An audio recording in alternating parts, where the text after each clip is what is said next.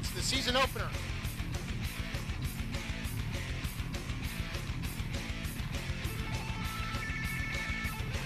Raul, mind check.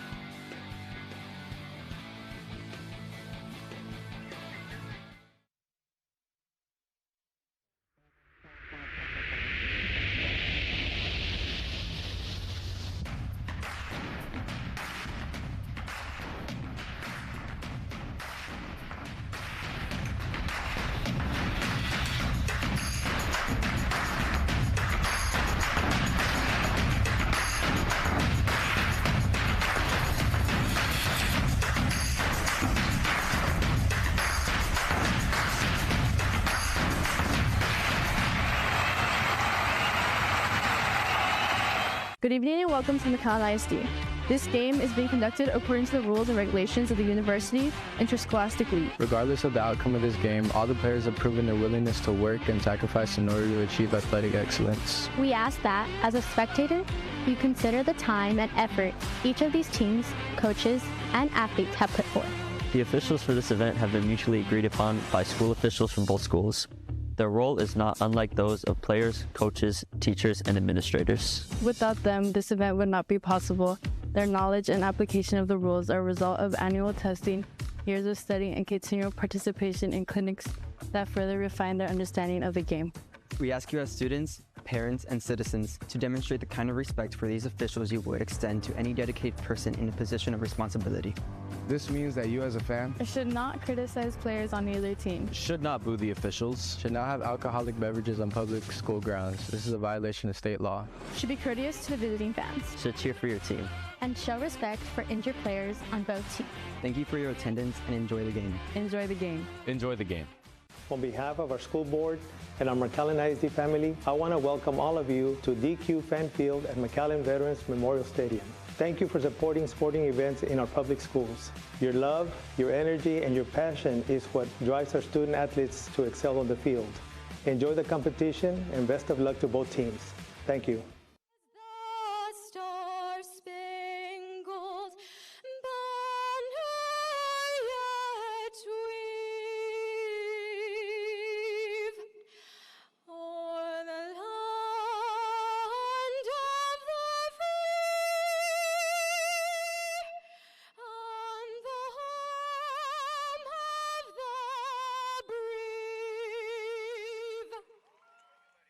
All right, welcome to another beautiful edition of Football Night in McAllen ISD. Great job there by Lauren Rodriguez, a two-time All-State music student, singing the national anthem here at DQ Fan Field. How do you do? I'm Mark May with Mario Reyna. There you can see our JROTC color guard with right rifle Edgar Sauceda. Carrying the U.S. flag is Maritza Mejia. Carrying the Texas flag, Michael Quintero. And the left rifle is Jose Martinez. Those students in the JROTC program, the color guard here at DQ Fan Field, and we're ready for our season opener between these two teams. We're going to take a look at the keys to the game, and Mario, tell us, well, let's look at our starters first here as we take a look at Adrian Boteo, who's gotten a starting nod at quarterback for Nikki Rowe. Samuel Digues is the running back, and then their receivers include tight end Mika Hinojosa, Landon Barrera, Dante Rodriguez, and Raving Yavas. And then we see the offensive line in Demetrio Talamantes, Mark Akahoshi, Jaden De Leon, Carlos Salazar, and Derek Bruneta.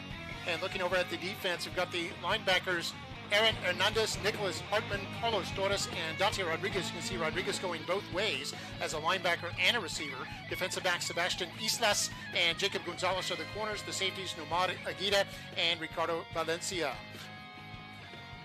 Offensive backs and receivers we've seen, and of course it'll be a 3-4 defense. Let's look at their keys to the game now, Mario. Well, you know, Mark, week one, so there's probably a lot of nerves up there. That's probably keys to the game. Who can handle that? It's going to be about who's going to be focused, who's going to settle down quickly, and then of course you want to avoid the mistakes. You know, you want to just get that momentum early on, and of course there's a lot of plays that are going to happen. They got to execute and finish the plays, and I think things will go well for two pretty good teams today.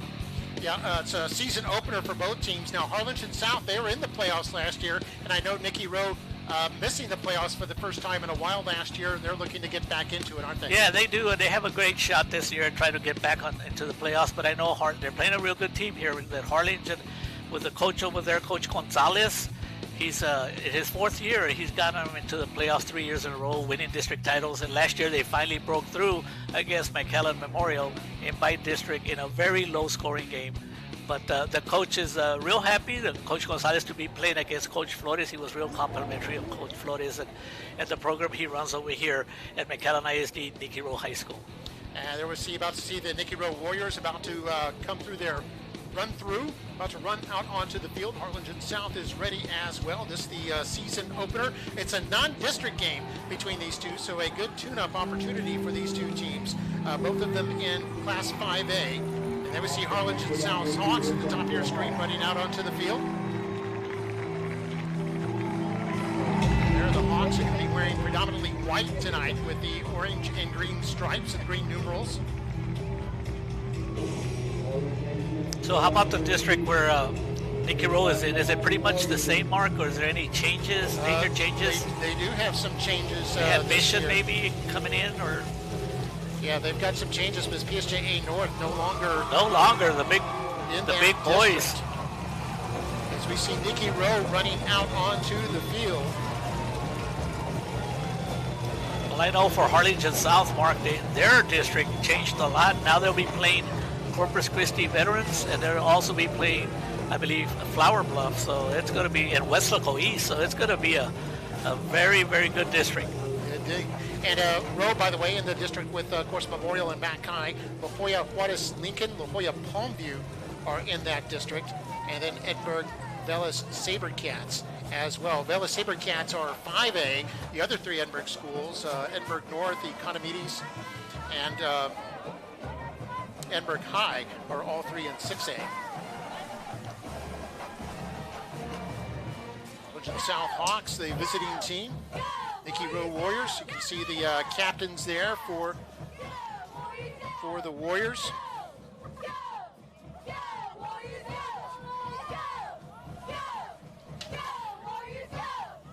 See the captains. We see number 6, Mateo Castillo. Number 99, Alejandro Posada. Number 50 is there, John Salazar. And number 44, Nicholas Hartman. And you can see they're taking instructions from tonight's referee, Eric Clow. Others will be Belines, Joe Bendis, as we see Eddie Duran, Bobby Clow, and Jason Mendoza. Yeah, and there we see a kind of a memorial, a wreath there at midfield, symbolic of Adan de la Cruz, who's a player who unfortunately passed away just a couple of days before school, or after school had started, but before this first game.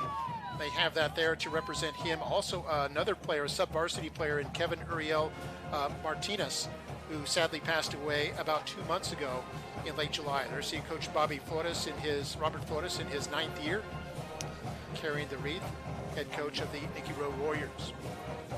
That has to be a tough situation. That has to be in the minds of all the players, especially because we know that De La Cruz had a great year last year as a middle linebacker. I think he was a leading tackler, number 29. Who could forget all the times he gave us the opportunity to call his name out by making great defensive plays. And another new thing we saw this year, you saw the coin toss there just a moment ago. That's new. Before, the coin toss used to take place about 15 minutes before kickoff, and now it takes place just 1 minute before kickoff. Wow. So we have the coin toss happening right there and then. I believe it'll be Rowe to kick it off, and Harlingen South to receive here in this first quarter. And Mark, I don't want to steal your line because sometimes you say, can you believe, or something like that, but can you believe where we're standing right now? Oh, yeah. It's a gorgeous new press box that we're standing in. We'll give you some shots of it as the evening goes on. New press box that's been under construction for 2 years and well worth the wait. It's got a lot of... some media on a tour earlier this afternoon, Mario, and they were very impressed. Oh, absolutely. It looks like a college kind of press box. 10 times the square footage of the previous press box. Well, now we won't be bumping into each other, Mark, tackling each other up here accidentally. You got a lot of space. I got a lot of space that way. See Dylan Anaya back to receive. Anaya, a all-around great player for this Harlingen South team. He played quarterback. He can play receiver. Has a lot of speed. As you can see him lined up there. And their running back, Alvin Edwards, is the other deep man back there. Has a lot of speed as well. Both standing about their 15-yard line. And we're about ready to get the 2024 season underway.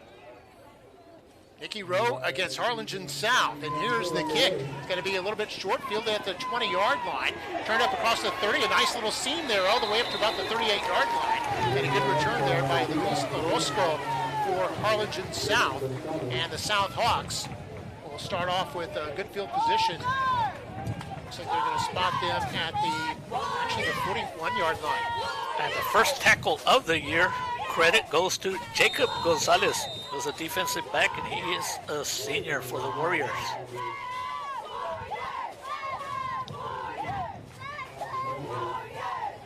So in there at quarterback is Anaya. And he's got Edwards in the backfield with him, kind of a pistol formation. 4 receivers in the set, so kind of a multiple attack here by the South Hawks. Nikki Rowe comes down with a 3-man front.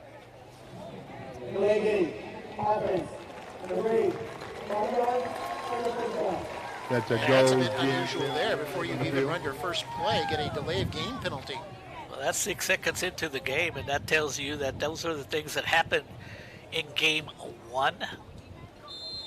Trying to get everything together as the offense is taking the signals from the coaches on the sideline. 3-4 defense here for the Rowe Warriors. They've got 4 linebackers out there. And there's going to be a handoff to Edwards straight ahead. Has some room. The penalty yardage back is all the way up to the 43-yard line. It'll bring up second down after a 7-yard run. And of course, like any coach does, they always talk about all their players, but Coach Gonzalez was saying that he expects a big year from their running back, Alvin Edwards.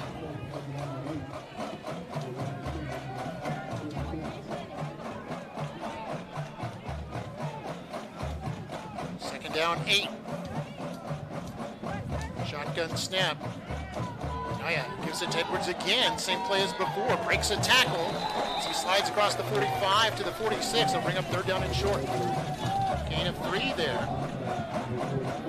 And over the years, Mark, this is a kind of defense that we're used to with the Nikki Rowe Warriors. They like to do a lot of team tackling, everybody holding their positions, and that's a tribute there to Coach Robert Bocanegra, defensive coordinator for the Warriors.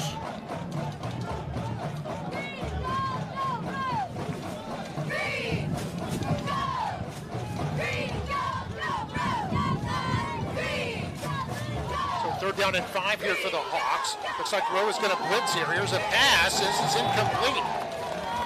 Was intended for number 7, Gavin Ramirez. Ramirez unable to hang on to it. It would have had enough for the first down. But instead, it's going to bring up 4th down. The punting unit will come on.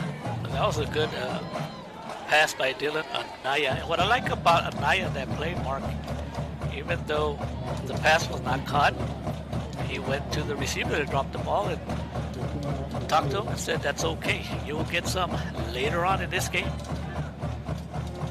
And back to punt is Giselle Ovalle. Back to receive is Nomada Aguirre. Left-footed punter.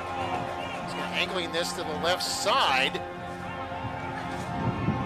And already a fair catch called for by Viguez. But he lets it go over his head, and it's going to be down by Harlingen South. A perfect punt. It's going to be down at the 2-yard line. And early on in the season, sometimes you don't have scouting reports on the punter. The Warriors misjudged the leg of that lefty punter. What a perfect punt, Mark.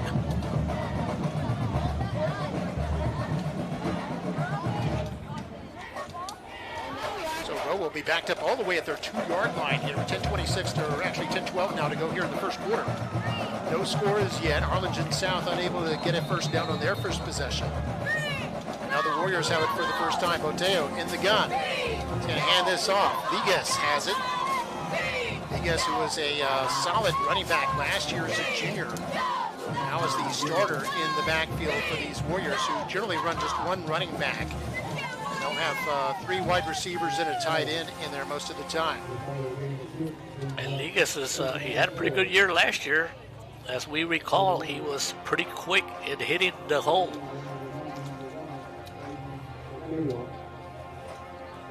Six-yard pickup for Ligas, and it's 2nd down and 4. Boteo is senior quarterback. Hand this off. Actually, it's he faked the reverse, and he gave it to Ligas again, who surges across the 10 and has a first down, or is close to one at least. They're going to spot this right on the 12. You got it, it's Mark. just enough. Yep. You got it. Good first call of the year for you. And Mark, that's a big important first down, because you don't get that first down, you're going to stay pinned back, and then you know that the Hawks would get good field position. Just over 9 minutes to go in the first quarter. Warriors with first down. Get the ball on the ground.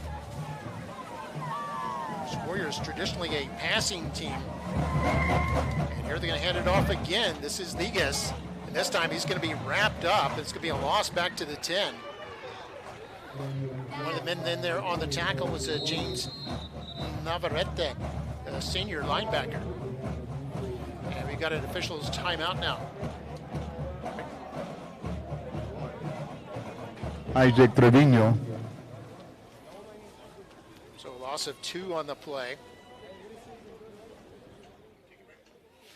Got an official's timeout. Warriors will be on the road next week. They'll be at Los Fresnos taking on the high-flying Falcons. We get Class to 6A team. We get to see them tomorrow, don't we? Yeah, we'll see Los Fresnos tomorrow as they open up against McAllen. And that'll be right here at this stadium, so we'll have that game for you on our webcast.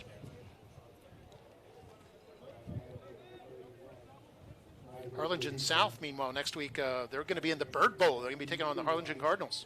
Oh, that will have about 12,000 fans there. Yeah. I'm going to call Superintendent Gonzalez over there, see who's he rooting for, see if he tells me anything. I don't think he will, like back in the day when he was here. He never would tell us. Of course, he didn't want to get in trouble anytime there's the inter-district rivalry playing each other.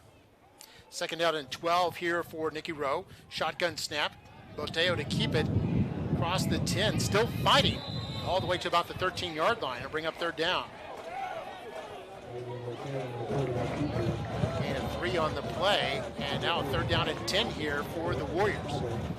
That's exactly what the Hawk defense wanted to do. Get the Warriors into a 3rd and long, 9 yards.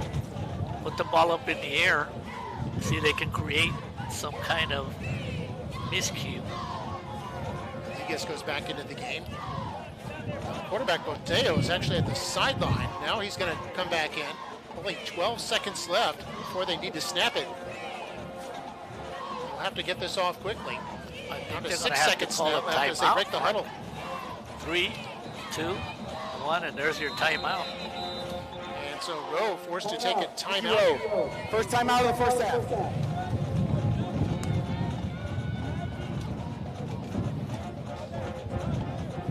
No score here with 7:41 to play in the first quarter at DQ Fan Field. Mark May and Mario Reyna here, our 15th year, bringing you exciting McAllen ISD football.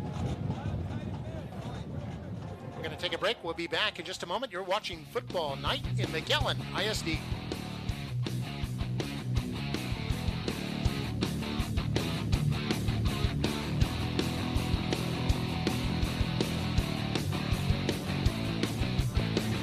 That's why at South Texas Health System Clinics, we focus on providing exceptional care for generations of patients. Our family practices offer a wide range of services for every member of your family, from infants to seniors. Our experienced physicians take the time to listen and provide personalized care, ensuring the health and well-being of your family for years to come. At South Texas Health System Clinics, we're dedicated to keeping families healthy and happy. We are here for you every step of the way.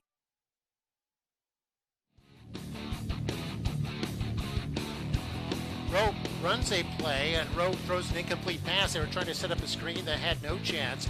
Ends up incomplete and brings up 4th down. So Rowe's punting unit coming out onto the field now. And more than likely, the Hawks, they will be getting the ball back inside Rowe territory.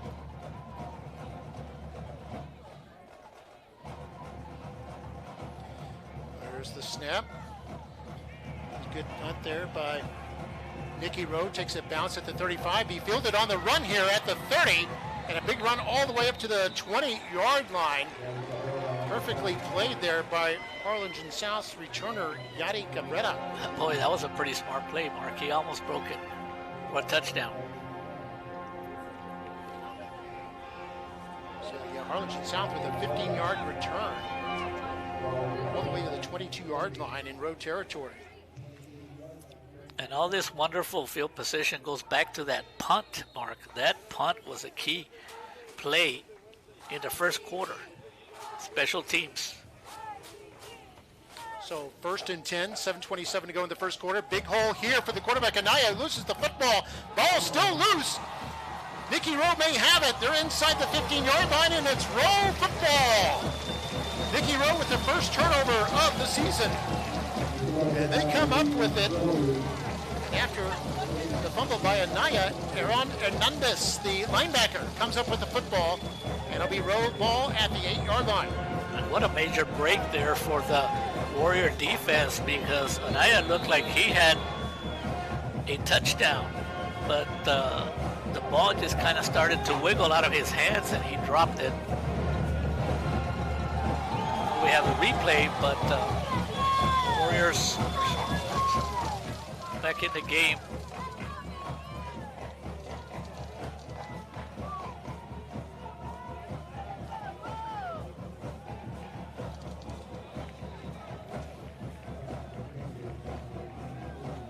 You got to give Coach Friedman credit for not being afraid to throw on a first down. The receiver was actually open. The ball was slightly underthrown. Up 2nd out and 10. Still at the 8-yard line.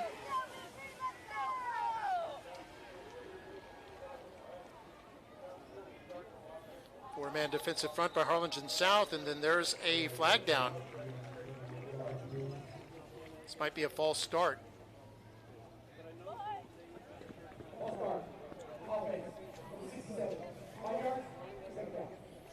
That'll be a 5-yard penalty, and that's one of the points of emphasis this year.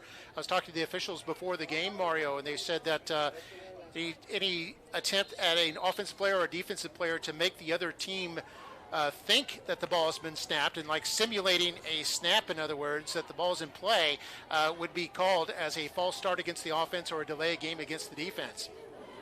And we saw that in action just there.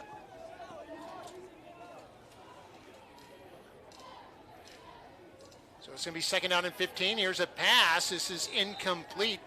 It's between a couple of receivers. Closest one to the ball looked like Driving Niavas. And Niavas unable to come up with it. They'll be third down and long here for the Warriors. So far, Mateo has not been able to connect, and Mateo was not going to be the starter, Mark. I understand the starter the Warriors had last year, Garza, he transferred back with his father to Roma, where his father is now coaching over there. So that's a huge loss for the Warriors. Experience. So third down and 15. The West goes in motion. Here's Boteo. Quarterback keeper. There's a flag down as he crosses up across to about the 7-yard line. And we'll see what the flag is about. Boy, Betuel, he did a good job because it looked like they were going to get him in the end zone for a safety. I think there's a holding on that one, Mark. Yeah, it's in that area where holding is often called. They'll probably decline it. The Warriors are going to have to punt again, and that means the Hawks will get good field position again. Offense, number 51. The penalty's declined, fourth down.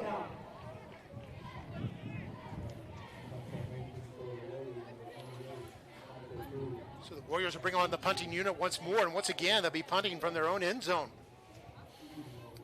Better be careful with Yadi. Marco Cruz is the punter.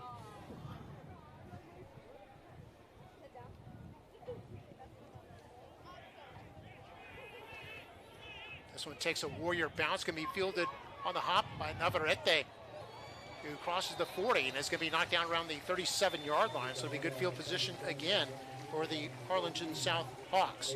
Correction, there's a Cabrera on the return there. And the Hawks will have it with 6:46 to go here in quarter number 1. We're going to go to our smile cam now. Yeah, I'm trying to remember all the good things that happen at this stadium, where everybody has a lot of fun. I don't think the fans at this time, they know they got to get back into the groove. There you go. Fans having a good time here. Football is back. Plenty to smile about. And here go the Hawks on 1st and 10. Going to hand this off. This is Edwards. Looked like he might have some room, but then kind of lost his footing as he crossed over the 35 to the road 34-yard line.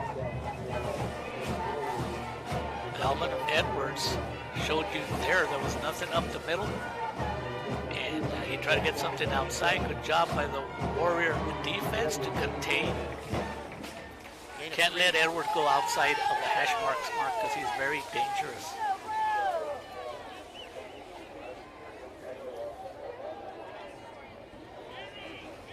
So 2 receivers to the left, 1 to the right. One split wide to the right is Orozco. Man goes in motion. That's going to be Anaya, actually. A different quarterback in there. They're going to throw this one deep, and this is caught at the 10, inside the 5, and it'll be 1st and goal here for the Hawks. There's a catch there by Levine off a throw by number 12, Austin Schroyer. Well, the big deal about that one, Mark, is that the secondary got confused. They left the receiver wide open, so it's a 1st and goal at about the half-yard line. Actually able to get him open in the seam. They had another receiver right left that drew the secondary that direction, allowing O'Brien to be open. 1st and goal at the 1, handoff Edwards, and he crashes into the end zone for the touchdown. And the Hawks are on the board here with 5:22 to go in quarter number 1. And usually those are the results, Mark, when you get possession and you have a short field, and that's been the difference in the game so far. The Warriors have been backed inside their 5-yard line for a lot of plays, while the Hawks have had great field position the entire first quarter. Extra point try. Good snap and hold. Kick is away, and it is good. Successful kick by Gabino Sanchez. And with 5:22 to go in the first quarter, it's the Harlingen South Hawks 7, Nikki Rowe Warriors nothing.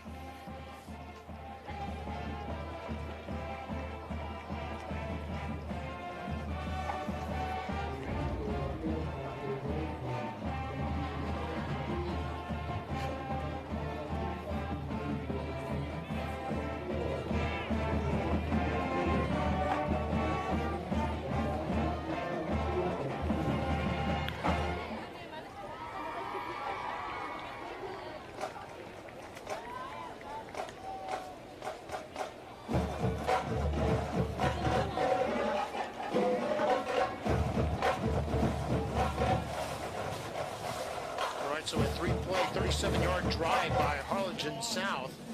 Big play was a 33-yard catch by Ovalle from Schroyer.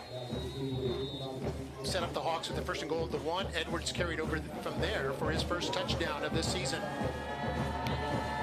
The first of many, I'm sure, that he's going to get this year. So 5.5 to go in the first quarter. Harlingen South scores first. There's the kick by Ovalle.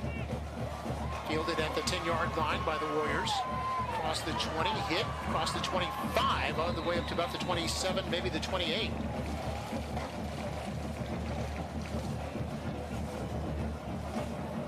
I believe on the return there, that was Landon Benetta, one of the receivers. A good return, and Rowe will have their best field position so far, all the way at their 27-yard line. And Mark, how do you have a chance? When I was talking to Coach Gonzalez, the Hawk coach, I asked him for his keys to the game, and he said was putting pressure on the quarterback, making him hurry. And I think that's worked out pretty good so far, because they have not had a completion on the Warrior offense so far. Rowe passing is 0 for 3 right now.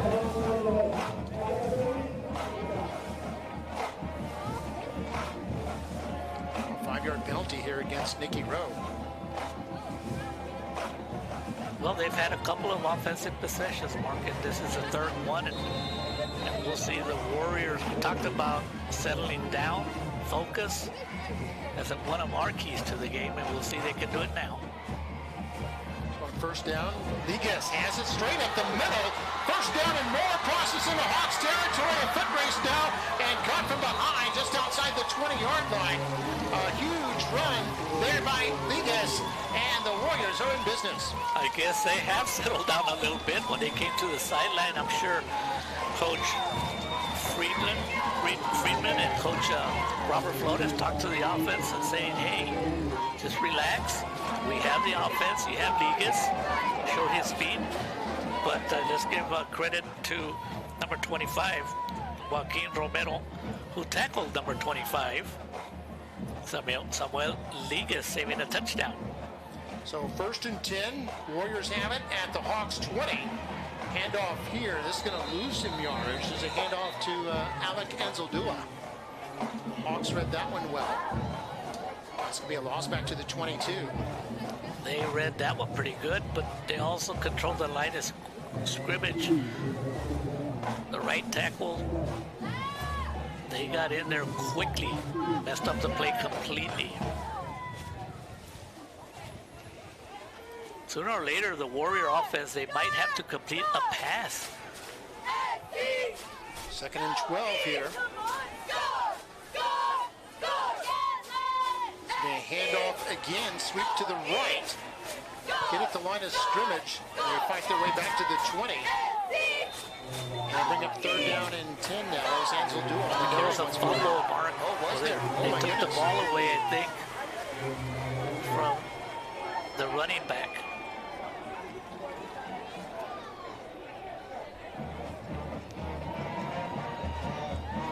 That hurts the Warriors. They got a little momentum on that big run by Ligas on their side.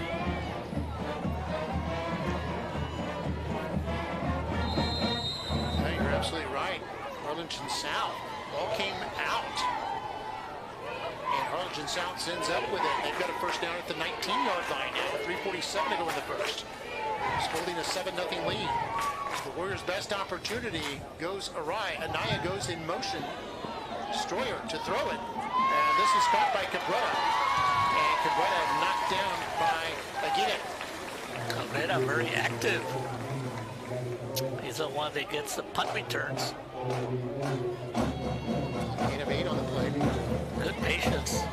You can tell that Dylan Anaya has experience, doesn't panic. Waited patiently for Cabrera to get open.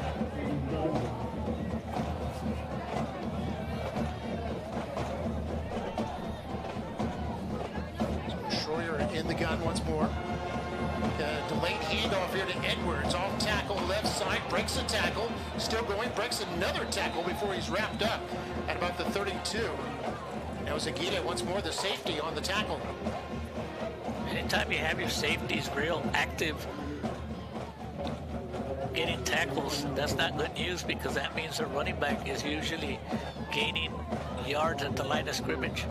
And boy, Edwards, we haven't seen him much, Mark, but he's not easy to bring down. He's got great balancing. He broke a couple of tackles in that possession. He's a tall player, but powerful. Kind of a tall, lanky player, but just solid. 1st and 10 here. Handoff Edwards. And Edwards thrown down at about the 36-yard line. For a gain of 4. Bring up 2nd down.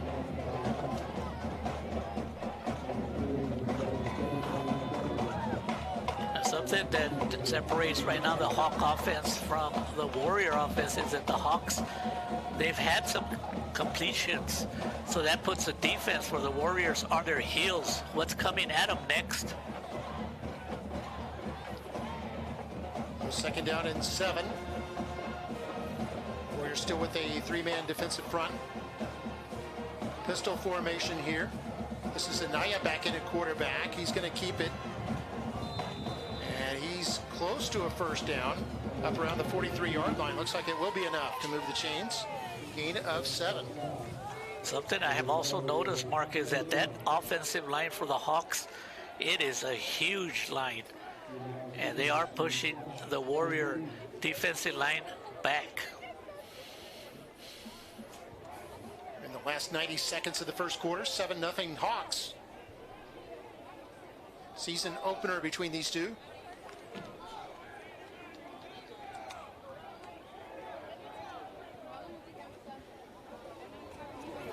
Handoff, Edwards.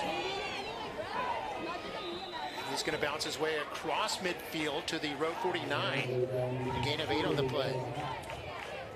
And this is where the defensive line for the Warriors, they got to get some penetration and mess up some plays. Quick call right here. Yeah, no huddle. 2nd down and 2. And it's going to be a pass by Schroyer. Caught by Cabrera. Has the 1st down. And a nice open field tackle there by the safety Aguirre. But not before the Hawks move the chains once more. That Warrior defense better be ready because, I mean, the Hawks are using a balanced attack of running and passing. And that's got to put your defense on your heels. Like, what's coming at us next? 5 1st downs in this quarter here for South. 1st and 10 in road territories. They hand this off. Sweep right. This is Anaya. Trying to turn the corner. Rowe strings that out. Anaya able to pick up about 3, it looks like. It's going to be to the 38-yard line. Actually a gain of 5 on the play. Stops the clock with 11 seconds left. When I was talking to Coach Gonzalez, the Hawk coach, he says he likes to put his playmakers in different positions, and we've seen that so far to try to take advantage of their offensive skills. 2nd down and 5 here at the row 38-yard line. 11 seconds left. This will probably be the last play of the quarter. Play action. Stroyer to throw it. Going deep. And it's going to be incomplete. Was intended for Orozco, who was double covered near the goal line. Stops the clock with 4 seconds left. There is, I believe, a flag on the field. No? Oh, it's way down by right the 10-yard line. 10. There might have been a little bit of bumping, and maybe that's why the ball was overthrown by more than 10 yards. There you go. 10-yard penalty, automatic 1st down. So the South Hawk fans like that. I give them credit, Mark. On Thursdays, you play at 7 o'clock. They had to have that long drive. And then the traffic nowadays can be tough coming into McAllen from the east side. And that was not a spot foul, by the way, even though the hold occurred way down the field. It was still a 5-yard penalty, automatic 1st down. They're going to run this left side, and Naya. Flag is down. Horn sounds to end the quarter. Anaya fights his way all the way inside the 20. Dylan Anaya on the quarterback. We'll have to see what the flag is about. We do have a goal. Boy, Mark, it only takes me a quarter to see what a good athlete Dylan Anaya is. We might have a holding now. We'll see. The players, the Hawks are walking back. This might be a illegal hold. block below the waist. Defense, number 44. Wow. Half the distance to goal. Automatic first down. That is the end of the first quarter. Wow, that's going to be a 15-yard penalty, or half the distance, they said. We'll take a break at the end of quarter number 1. Harlingen South 7, Nikki Rowe nothing, and the Hawks threatening. When we come back, you're watching Football Night in McAllen ISD.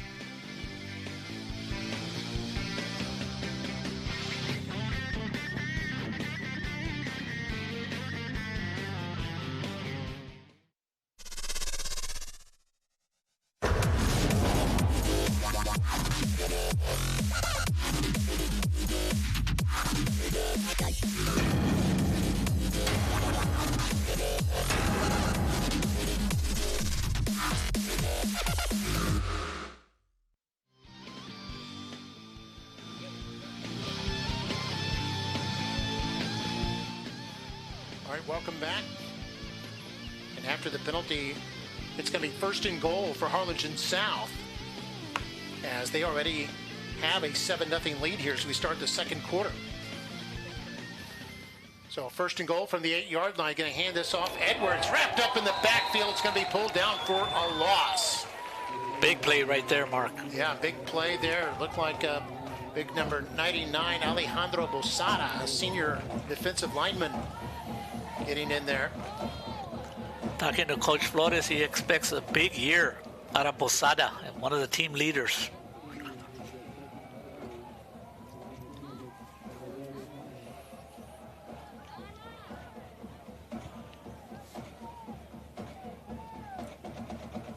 So here they go on second and goal from the 9-yard line now. Schroyer wants to throw. Now he's going to run it at the 5, dives, and he's in there for the touchdown.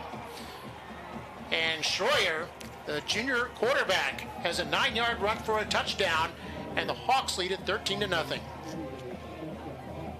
And sometimes that's how it pays off dividends, Mark, when you have alternate quarterbacks.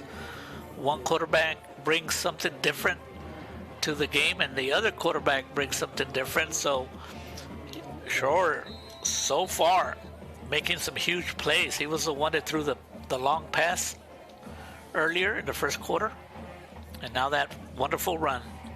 And here's the extra point try is up, and this is good. And 2 for 2 is Gabino Sanchez. 14-0 is our score. 11:16 to go before halftime, and Harlingen South on top by 2 scores now. That was a terrific drive by Harlingen South that started with the fumble recovery, you might remember, back at their 19-yard line. Then they engineered a 10-play, 81-yard drive to cash in for the touchdown here in the opening moments of the second quarter.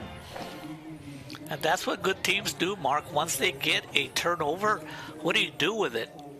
Well, when you get points out of it, that's the sign of a good team.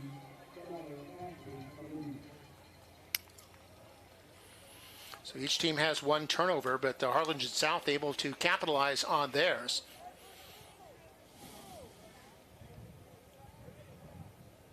This is where the Warrior offense, I mean, they moved the ball in the last possession, especially on that big long run by Liguez. But now it's where they got to get themselves a couple of first downs, settle down, keep the defense on the sideline, let them rest a little bit.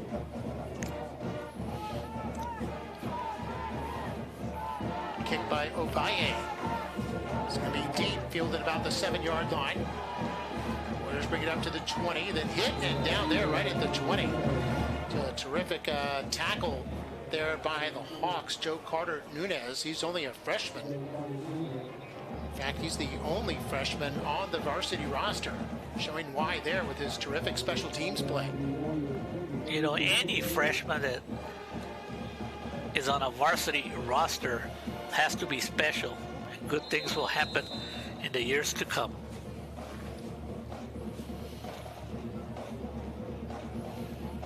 We'll see what Harlingen South's defense does here against the Warriors. They've been able to put good pressure on the quarterback. Let's see if they can continue to do that. 3 receivers to the left. It's going to be a throw to the right side. This is caught the 25-yard line by the tight end, Mika Hinojosa.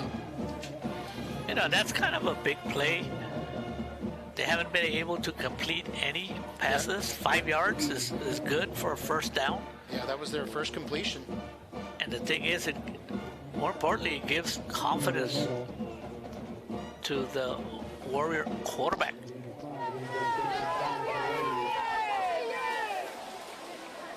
So 2nd down and 5 now for Nikki Rowe. Quarterback's going to hand this off. This looks like Liguez on the carry across the 30, across the 35 even, and picks up a Warrior first down. Important first down, and nice run by Liguez. Good blocking on the right side of the Warrior offense. And Liguez kind of set up the defender like he was going outside, and then broke up the field and ended up getting enough yardage for a first down. It's the 3rd first down of the game for the Warriors. Got it at their own 36 now. Here's a sweep left side. Harlingen South doing a good job of stringing that out and able to pick up 3 yards there at least was Castillo. That was a long run, a lot of yards side to side for a 3-yard gain. Jacob Garza in on the tackle, but you'll take it. Actually, they give him credit for 4 yards. If the Warriors can be more consistent in getting those 4 to 5 yards, good things will happen for them. Yeah, 2nd down, about 6 now for the Warriors.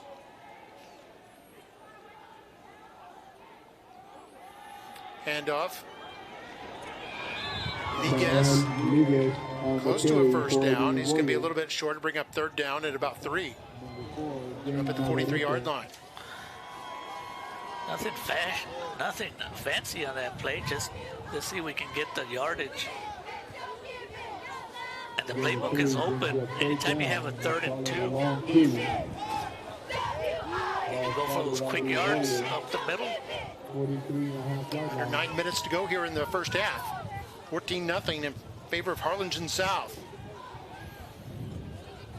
South been in the playoffs 3 straight years. Warriors have been in it 3 of the last 4. It's a play action by Boteo. Boteo in trouble. Now going to run.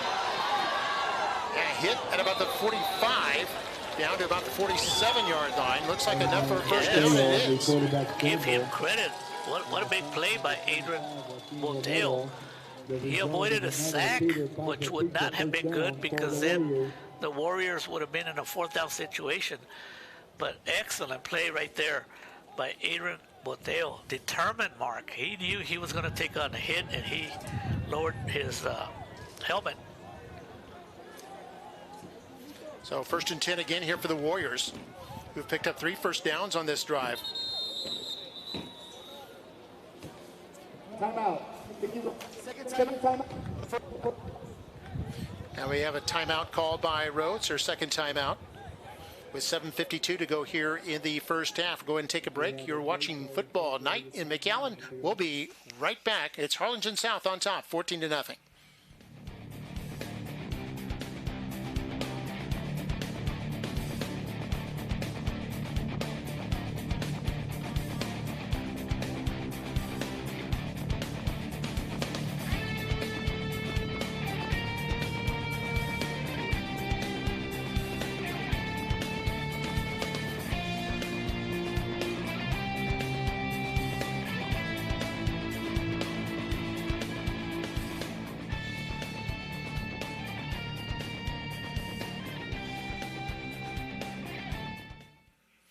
And we're back. 1st and 10 here for the Warriors at their own 48-yard line. So they engineered a drive that started at the 20. Picked up 3 first downs. See what they can do here after that timeout. They only have 1 timeout left here in the first half, as Boteo going to keep this. And is slowed down by one defender, Marcus Garza. Then he was brought down by Joaquin Romero. That play kind of looked like, just didn't look smooth at all. But Adrian Boteo did not know maybe 2 weeks ago that he would be the starter. Probably was preparing himself for maybe another position, but he is a talented young man. Here on second down and long. Boteo wants to keep it. And it was bubbled up that time by a couple of Hawk defenders, Anthony Lerma and also Jaden Mercado. And I'll bring up third down and 11 now. This Warrior offense, Mark, is a lot of read option by the quarterback. He has to do a lot of reads to put himself in a better position or give out handoffs to the running backs. So it's not an easy position to manage. Warriors 1 for 3 on third down. Facing a 3rd and 11 here with 6.5 to play in the first half.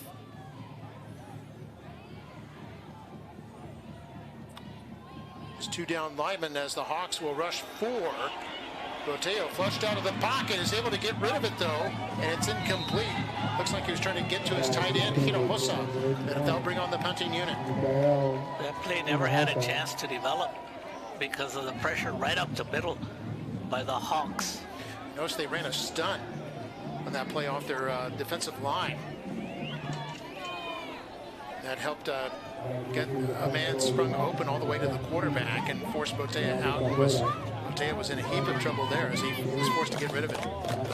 Well, the Warriors did not capitalize on a score, but they did something real positive. They got themselves some first downs, like you said, Mark, and a little bit of time of possession. They're on to punt. Their second punt this evening. Actually, the third.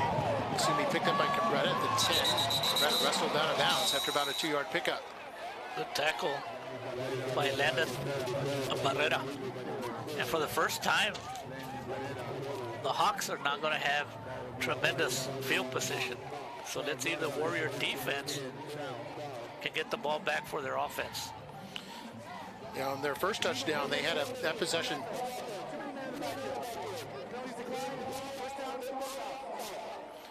Their first possession started in well inside road territory, helped set up a touchdown. Then they engineered a length of the field drive that went 81 yards for their second TD. The halfway point of the second quarter here.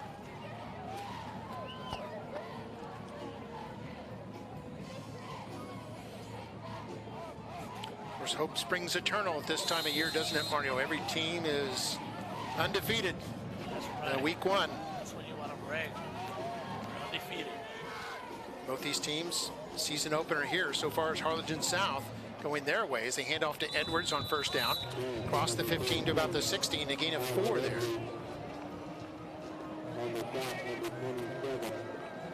Harlingen South with 55 yards rushing. They got 47 passing. A pretty balanced offense there. I was going to ask you for the stats because I know you like to keep stats. It looks like it's a well-balanced machine. Hand off Edwards once again up to the 19-yard line, a gain of 3 to bring up third down at about 3. So a 3rd and 3 situation for any offense, especially if you had some success passing, makes it very difficult for the defense to stop. You have a pretty good quarterback. They're down in 3. And this is a new quarterback.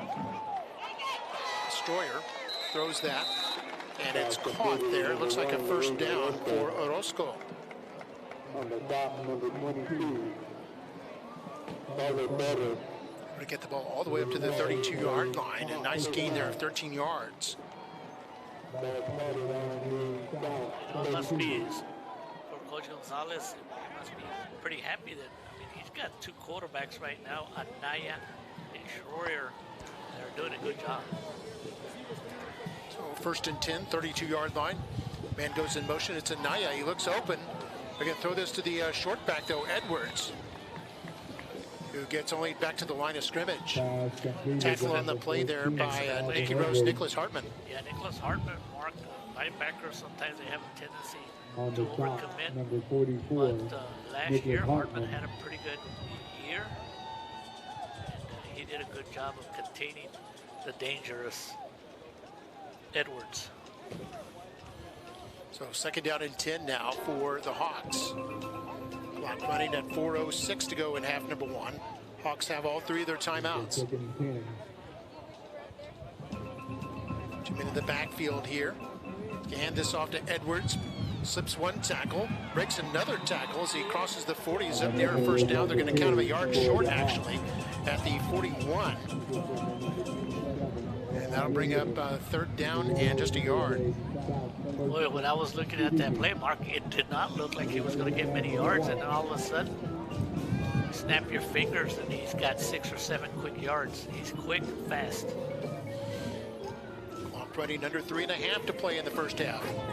Hawks still on their own end of the field here, facing 3rd down and 1. Edwards, big hole there, 1st down and more, crosses into Rowe territory at about the Rowe 49-yard line. They're a 10-yard pickup.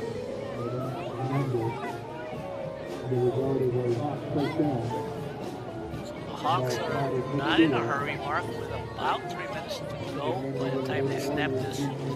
But they have 3 timeouts. They're already at the 50-yard line, so they're not in a hurry. Yeah, they counted him down at the 50. 1st and 10. 3 receivers to the left, to the wide side of the field. Zanaya back in at quarterback. He's going to keep this. He's definitely running throws. He breaks the tackles at the 30, still going to 20, and finally forced out of bounds. We talked about that in the pregame, that he's one of those guys has a lot of speed out of the backfield, and he proved it there. He did. He's a good athlete, Mark. He broke about 2 or 3 tackles there, made it look easy. That's when you have a combo quarterbacks. We're not used to seeing Harlingen South, but boy, they got two good quarterbacks on the same team. One of them can run, the other one can pass.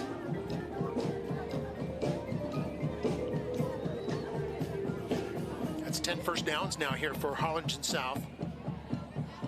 4 down linemen here. And Edwards with another powerful running there, breaking a couple of tackles. Boy, if they kept stats on tackles broken, it'd be closing in on about 15 or 20 by now. I mean, it looks like he looks like the type of running back that wants to hit somebody and then just keep his legs going. Yeah, definitely keeps on churning. That's what coaches love that in players who keep on turning those legs. 1st and goal here for the Hawks. Handoff Anaya up the middle.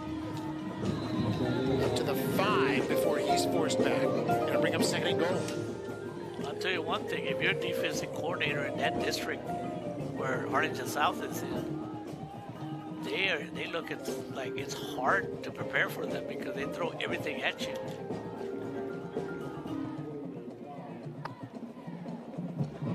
We're under 2 minutes to go. Clock is running here in the 1st half.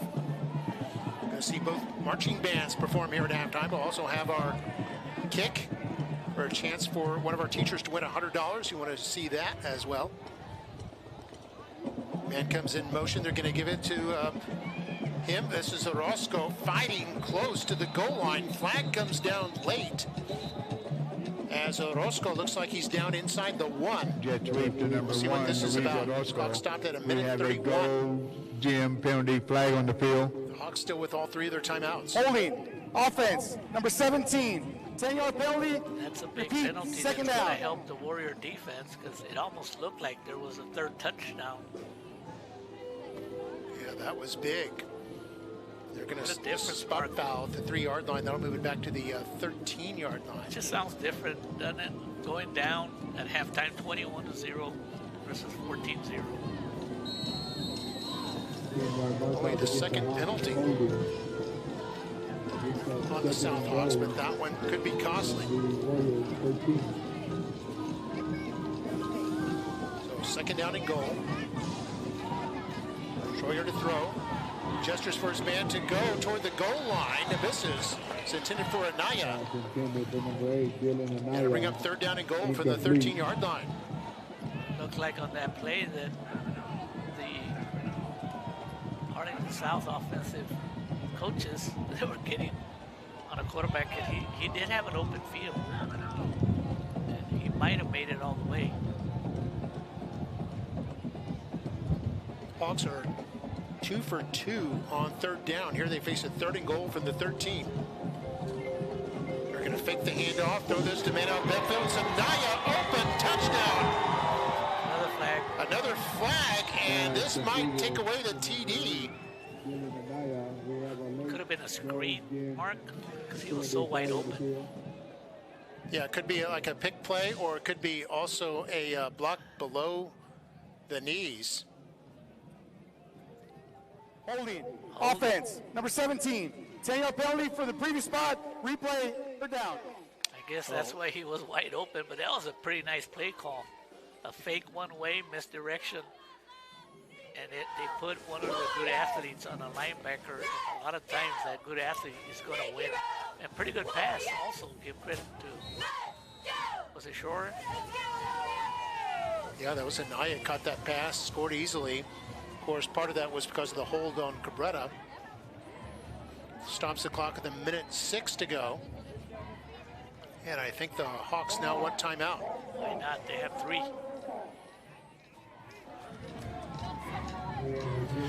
So let's take a break. Hawks use their first timeout. They lead 14-0, facing third and goal when we come back.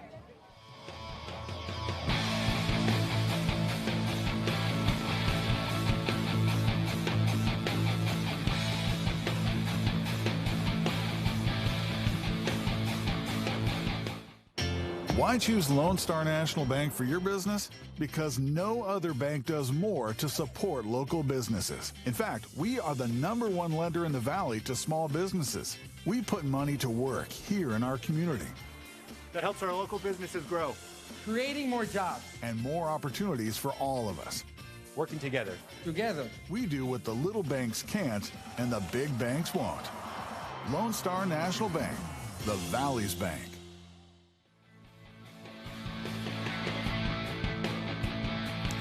Welcome back, 14-0 our score.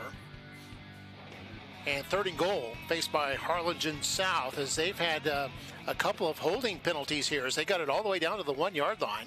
Actually scored on the previous play, but it was taken back because of the hold. Now there's a penalty, I guess, on they moved the ball up. Now they're bringing it back. But Mark, this is a huge play for the Warrior defense. Yeah, big play here for the Warriors, who are down 2 scores already.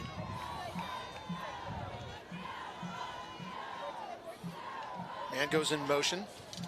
It's Cabrera. Cabrera turns for the end zone, and this pass is tipped up in the air. The Warriors had it read. They're trying to set up a screen, I think, to Edwards. And the Warrior defense comes through. Yeah, that's it down.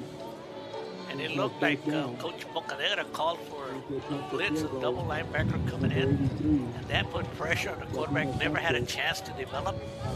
And we'll see how this field goal kicker does. I was watching him during the pregame warm-ups, and he's pretty good. He's a lefty. This is Sanchez, their kicker. He's hit a couple of extra points already. On a 29, 30-yard field goal. Gavin Ramirez is going to be the holder. Yeah, 29 yards, this will be. Timeout.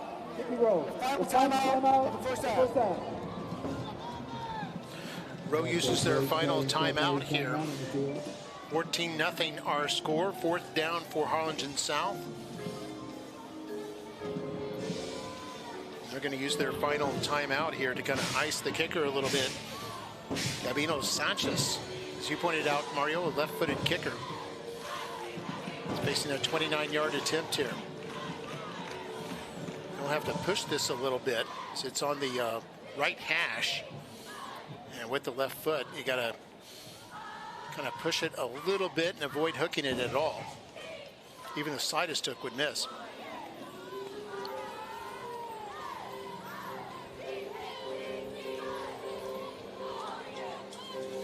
See our triple viewpoint right there, Mario.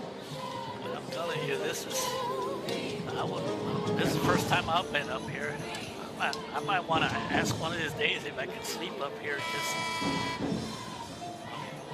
Just a beautiful area up here. Just congratulations to McAllen ISD.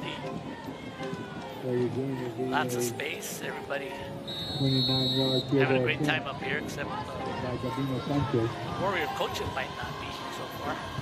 Yep, here we go. There's snap, hold, and kick is up and away. Plenty of distance, and it is no good. No good, as it was wide to the left. And the 29-yard attempt goes awry. The score remains 14-0 with 56 seconds left here before the first half is over.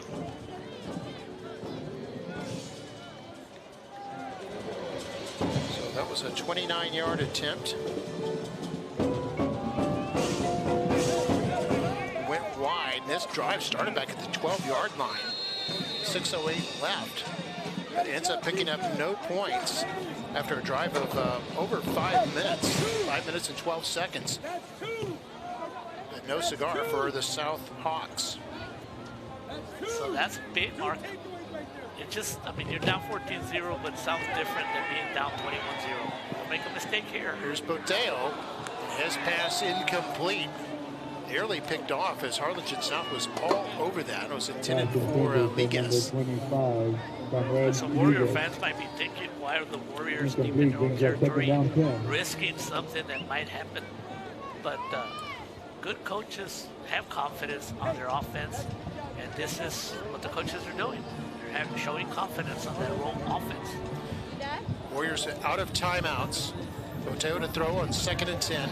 Steps up in the pocket. And now it's going to be brought down to 21. Technically not a sack. He picked up a yard. Here's the problem with some of those plays they're having too fast. Now the Hawks call a timeout.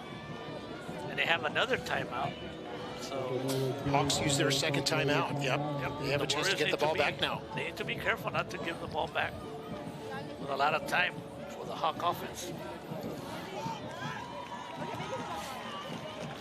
See both teams talking things over. Warriors facing a 3rd down and 9 now. They're 1 for 4 on 3rd downs here this evening. A big crowd we have on hand for our season opener. It's a nice night after it was kind of humid for part of this week, but it's been nice and cool here this evening once the sun went down. What are they celebrating, Mark? You see a lot of those camouflage type shirts. Yeah, that might have been military day or camo day or something like that. Usually have a different theme at their pep rallies. And now here they go with 3rd down. Uh-oh. Oh, and the ball comes loose. It's going to be a loss of yardage as Boteo was able to fall on it and prevent a disaster. It would have been Hawks' ball just outside the 10. And the Hawks will use their last timeout, stopping the clock. With under a minute to go and a loss of a lot of yards there as the fumble takes the Warriors all the way back to their 12-yard line and a loss of 9.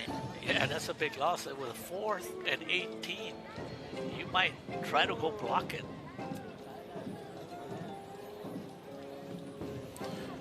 We're talking about the balanced offense of Harlingen South. How about Rowe? 82 yards rushing tonight, 5 yards passing.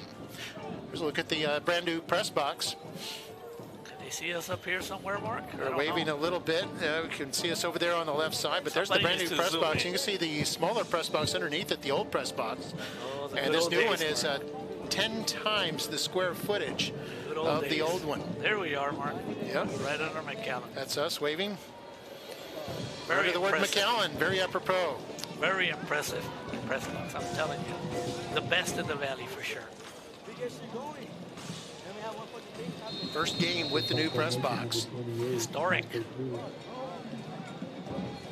31 seconds left here in a punting formation. Hawks put on some pressure. But an excellent putt here is going to take a little bit of a Warrior bounce. And no return there for Cabrera. Cabrera's going to be nailed right at midfield with 22 seconds left. Hawks with no timeouts. Right down by special number 4, play right Landon there. Barrera. Give credit to the putter, Mark. He did a kind of like a quick kick to avoid his putt being blocked. Yeah, he was able to get it off quickly and keep his composure despite the pressure coming in from the Hawks to the left of the punter. No more timeouts for the Hawks. Expect maybe some deep passes. Yeah, they might pop it over the middle here, see what they can get. There's pump fake, a throw toward the sideline, and we've got an interference I think is going to end up being called. This will be 15 yards and a first down here for Harlingen South. For number 17, Yadi Cabrera. 5 penalties in this first half now on Nikki Rowe. And that's going to put the ball like, what, around the 30, 35? They're at the 50. Pass interference. Defense, number 13. The foul occurred within 15 yards of the line of scrimmage, therefore it's a spot foul, automatic. That's a spot foul.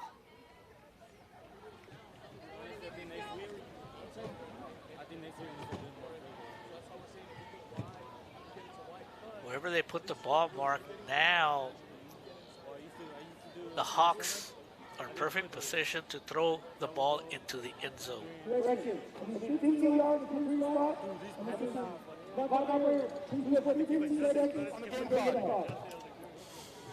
was 2 corrections there, Mark. And so yeah, they're going to say 15 yards. An automatic 15-yarder to the 35, so that's why I kept saying ball at the 35. Yeah, and you're exactly right. And they had to cut down some time too. So there's time for maybe 2 plays into the end zone if the Hawks want to take that opportunity, unless they're going to have a short pass out of bounds. It has to be out of bounds. 15 seconds left. Stroya steps up in the pocket, fires for the end zone, and it's going to be incomplete. Overthrows Orozco, who was double covered. That was dangerous, Mark. Hawks passing 5 for 10 for 50 yards in the first half.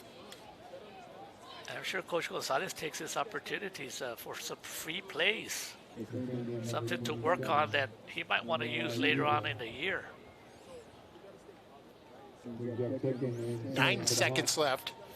14-0. There's Coach, he's with his hands on his knees, Coach Gonzalez. He played at Harlingen High School under Coach Manny Gomez. He's scratching himself there. A little mosquito got him, I guess. Yeah, this could be the last play of the first half. Stroya stepping up in the pocket, goes incomplete. Looks like it was intended for Ovalle, and that'll leave 4 seconds left to bring up 3rd down. And they'll have 1 more play here. Now, if there's a defensive penalty, that could extend the half by 1 more down. If they get some kind of interference called again, another 15 yards could move them back into field goal range. 4 seconds left here in the first half. The Warriors could go down, and people might say, well, they're down 14-0. That's not good. But, you know, they made too many mistakes, and they could be down even more. Their quarterback being flushed out. It's going to throw for the end zone. There's the horn, and it's incomplete. So another double coverage there by the Rowe defense. And that was intended for Orozco. Defending on the play, a couple of defenders, including the safety who broke it up. That was Nomad Igide. And we're going to have the halftime kick now. This is courtesy of Performance Therapeutics, recognizing our Educator of the Week, who is Miss Gloria Garcia. She was Nikki Rowe's Campus Teacher of the Year this past year. Well, that was in May, actually, so they're going to set the ball. And Miss Gloria Garcia will get to take the kick. If she makes it, she can win $100. This is from 12 yards out. Here she goes for $100, and it is no good. But still, we appreciate Performance Therapeutics for celebrating all of our educators. Great try by Miss Garcia. Miss Susan Thomas there as well, who's the director of the Tiaras dance team. And Mr. Gutierrez, the principal there at Rowe. And they'll pose for photographs. And Miss Gloria Garcia, we appreciate her, and we appreciate Performance Therapeutics for recognizing all our educators here at McAllen ISD. Also see our Chief Human Resources Officer, Dr. Albert Canales, there on the left side, and Dr. Connie Camacho, who's a HR director, former principal at Fossum Middle School. And now we'll have the Harlingen South Hawks dance team come out, enjoy the halftime festivities, and we'll see you on the other side for the second half.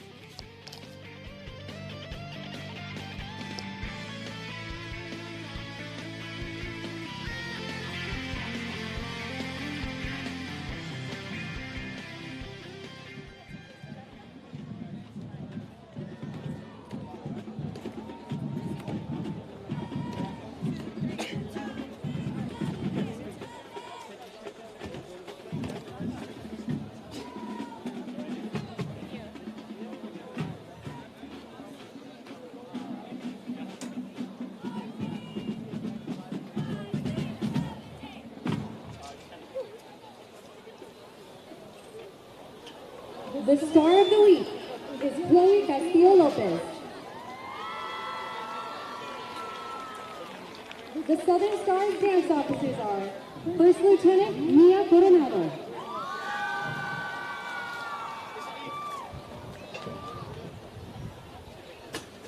Captain Kennedy Reininger,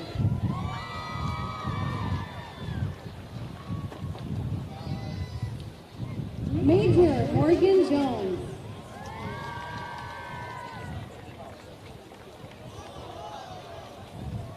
and your Southern Stars Colonel, Clara Gracia.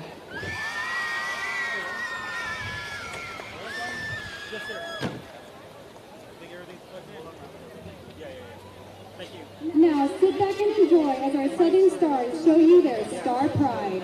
Take it away, Stars.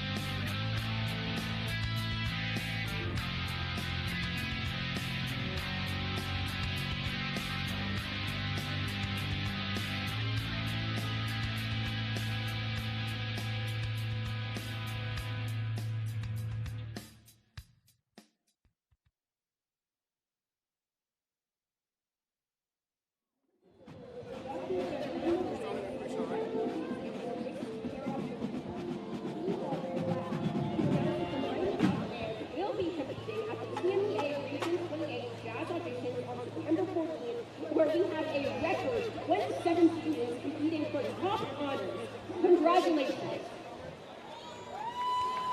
Tonight, the Mighty Off Band premieres a portion of their UIL Kids show entitled Byway.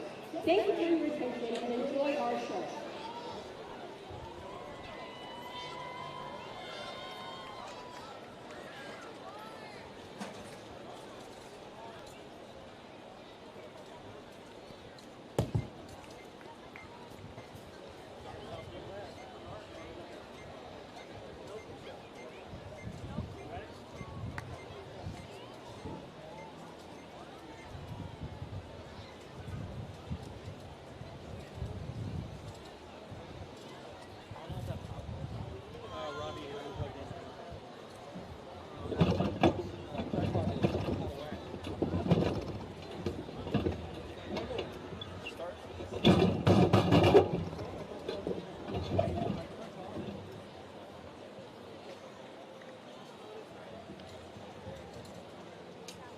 We're good to go.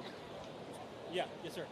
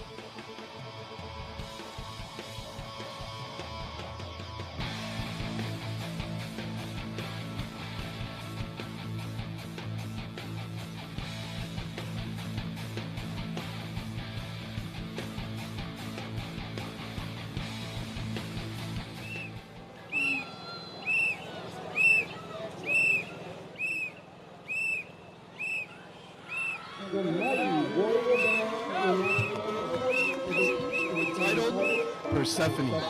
The show opens with a light, fresh musical and visual tone of spring and youth, but quickly darkens as the melodic motifs of Night on Bald Mountain suggest the encroachment of darkness on the scene, culminating in Persephone's abduction. We will be performing our first movement for you this evening.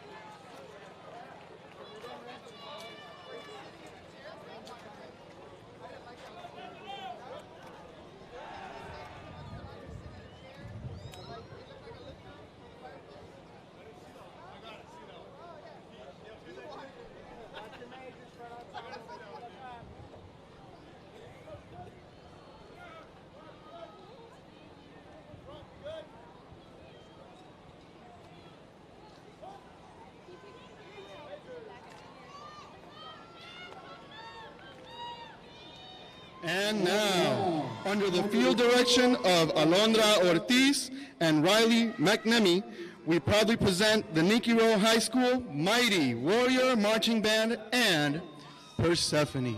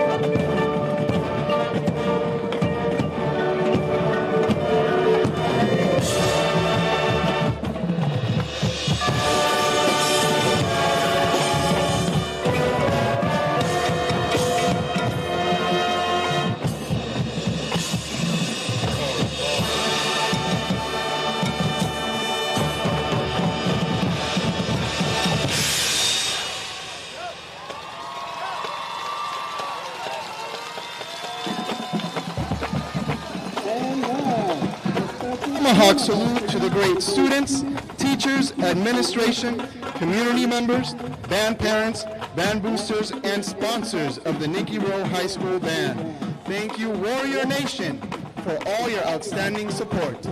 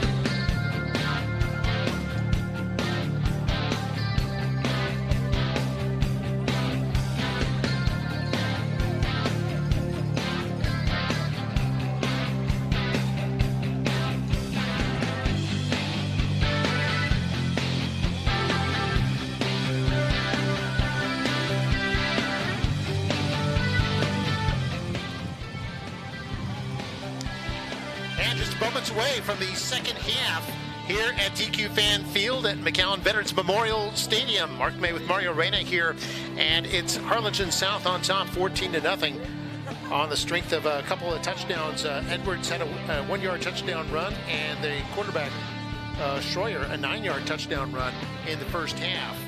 That puts Harlingen South up 14-0. They would miss a 29-yard field goal attempt, and that kept the score at 14 points. So Rowe dodging a bit of a bullet there at the end. Some stats for you through the first half.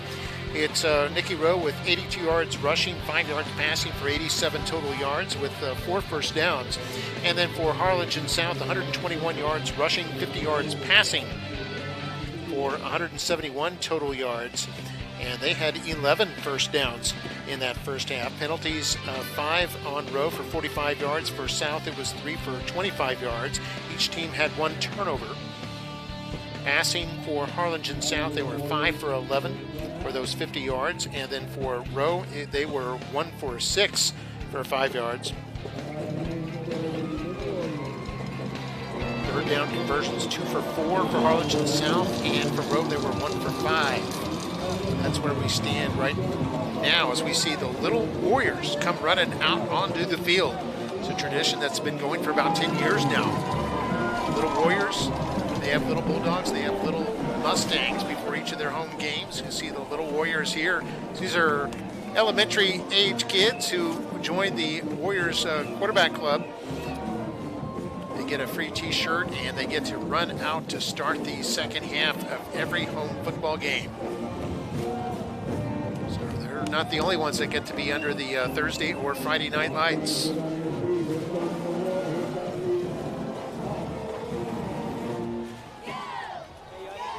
about ready to start the second half. It'll be the Warriors to receive. So that's good news for them as they trail on the scoreboard. And Harlingen South will be kicking off here to start the second half of action. Harlingen South just now coming out of their bubble. Running out onto the field. Harlingen South within good first half, good balanced attack on offense. Used two different players at quarterback. And it worked well for them. Yeah, I mean, it worked very, very well for them. And they're sending a message, Mark, to all the teams that are going to be playing against that they're going to have to deal with two pretty good quarterbacks.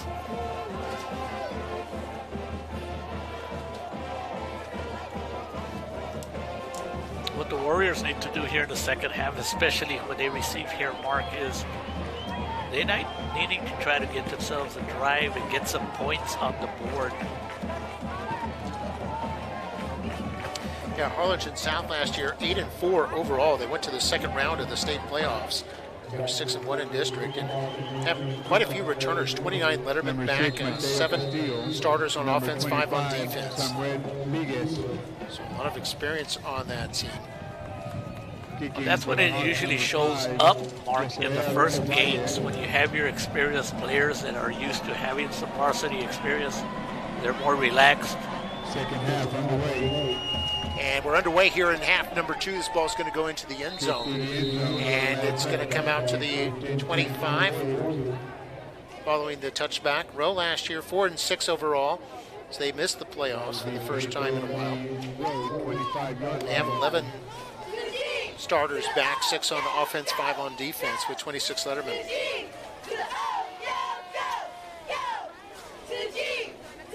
Harlingen South be on defense here as Nikki Rowe brings out the offense here at the 25-yard line.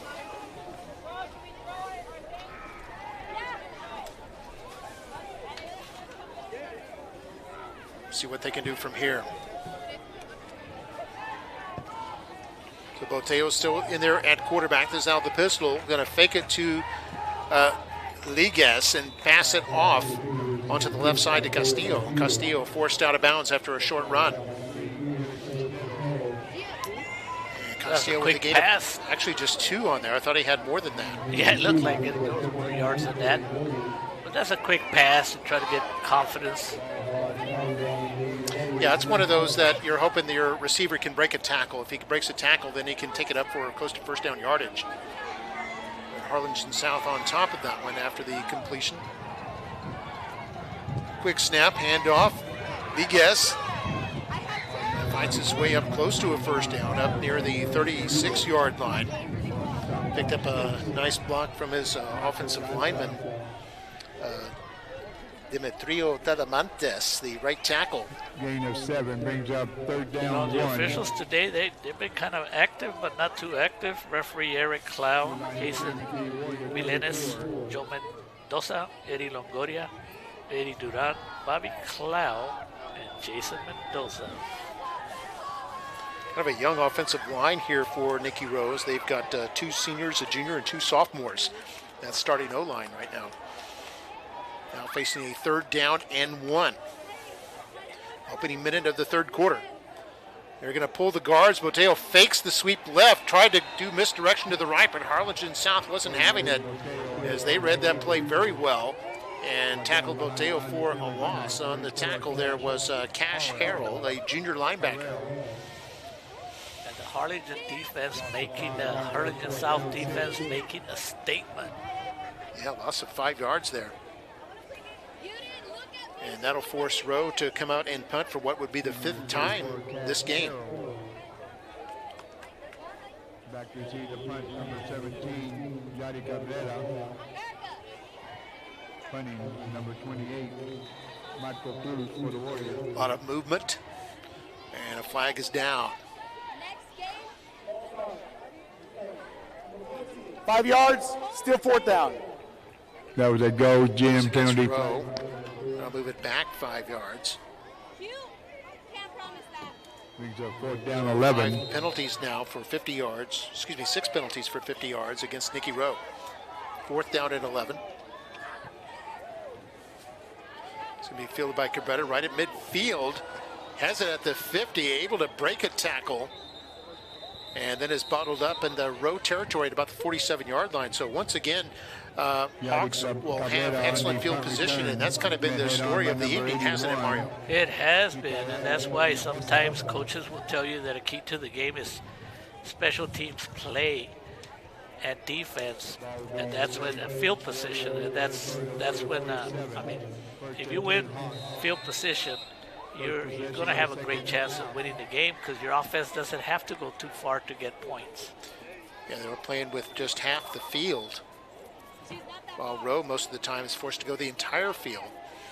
Score 14-0 in favor of Harlingen South. Their first possession. Here's a quick pass. It goes off the hands of Orozco, and it'll bring up 2nd down and 10.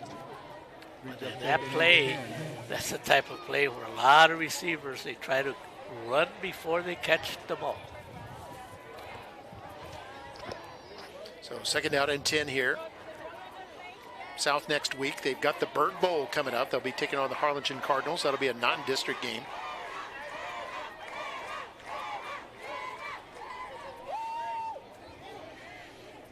And for the Warriors, they'll go on the road to Los Fresnos, take on the Falcons. Falcons in the same district as Harlingen Cardinals. It's a big run here by Edwards. Edwards has a first down inside the 40 to about the 38-yard line. A gain of carry for the Hawks, tripped up by number 50. See where they spotted. They spot him at the 37-yard line. A gain of 10 on the play. And enough for a first down. If Edward continues to run like that, he should get 100 yards tonight.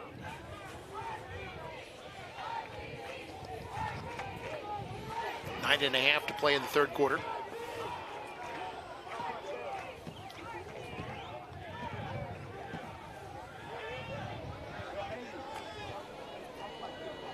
This is Anaya, the quarterback.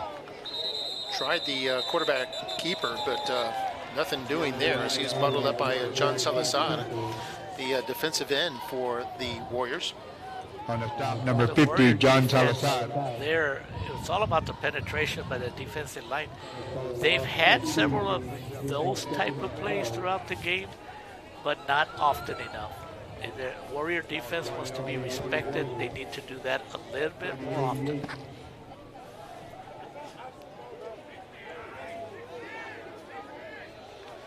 Anaya may be changing the play here. He's got a pistol formation. Bobbled the snap, but holds on nicely now. Wants to keep it. And he'll be forced out of bounds near the 30-yard line. He'll bring up 3rd down and short. That's the other thing about how impressive Dylan Anaya is. He makes good decisions. When he sees an open field, he takes his yardage. And when he sees his receivers open, he tries to give them an opportunity. Pretty smart player at quarterback right now.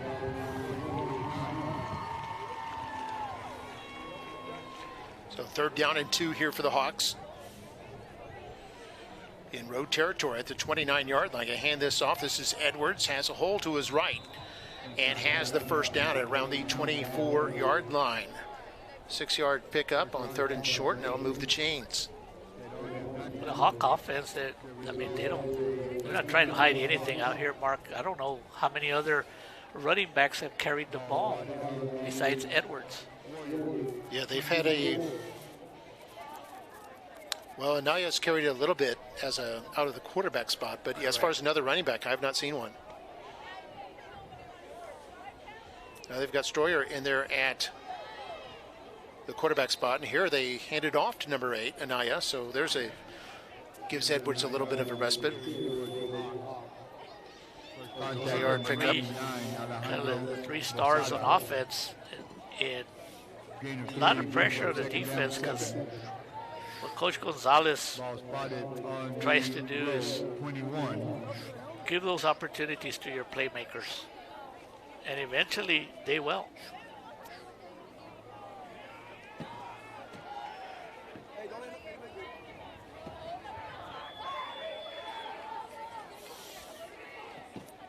Naya quarterback, Edwards in motion. Naya wants to run it, picks up a block from Edwards. It's brought down by Salazar at the defensive end at about the 18-yard line. For a gain of 3. Number 50, John Salazar. Salazar's had a good game there for at the defensive end spot for Nikki Rowe. Under 7 minutes to go in the third now. 14-0 the score. Third down and 4 here for Harlingen South. 3 for 5 on third down. It's probably 2 down territory, Mark. They have 2 plays to try to get the first down. So Naya gonna wrap around draw to Edwards, and the ball comes loose. It popped out of there like a cork out of a bottle, and the Warriors have it, their second turnover of the evening. This one in the red zone. The Warrior defense comes up with a big, big play.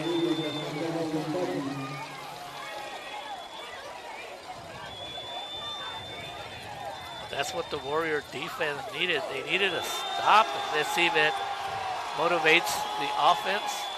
Even the fans are getting into it there. Yep, fumble recovery there. The fumble recovery was Dante Rodriguez, but I don't know who made the hit. Yeah, that was something else. Probably somebody got a helmet right on that football. You see it pop out like that. And the ball at the 12-yard line. So 1st and 10 here for the Warriors. Quick pass goes incomplete, intended for Castillo. Timing is just not there, Mark, because, I mean, it's got to be a big difference that, I mean, you're practicing and you're more in practice, more calm, and you go back and there's no pressure, but then you get to game time and here comes the defenders. You have to rush it a little bit, so the timing is not there, but you'll get there for Adrian Boteo eventually. 6:22 to go here in the third. Boteo fakes the handoff, wants to keep it, and runs up across the 15 to about the 16-yard line. And bring up third down. Gain of 4. First contact, number 6, Marcus Garza.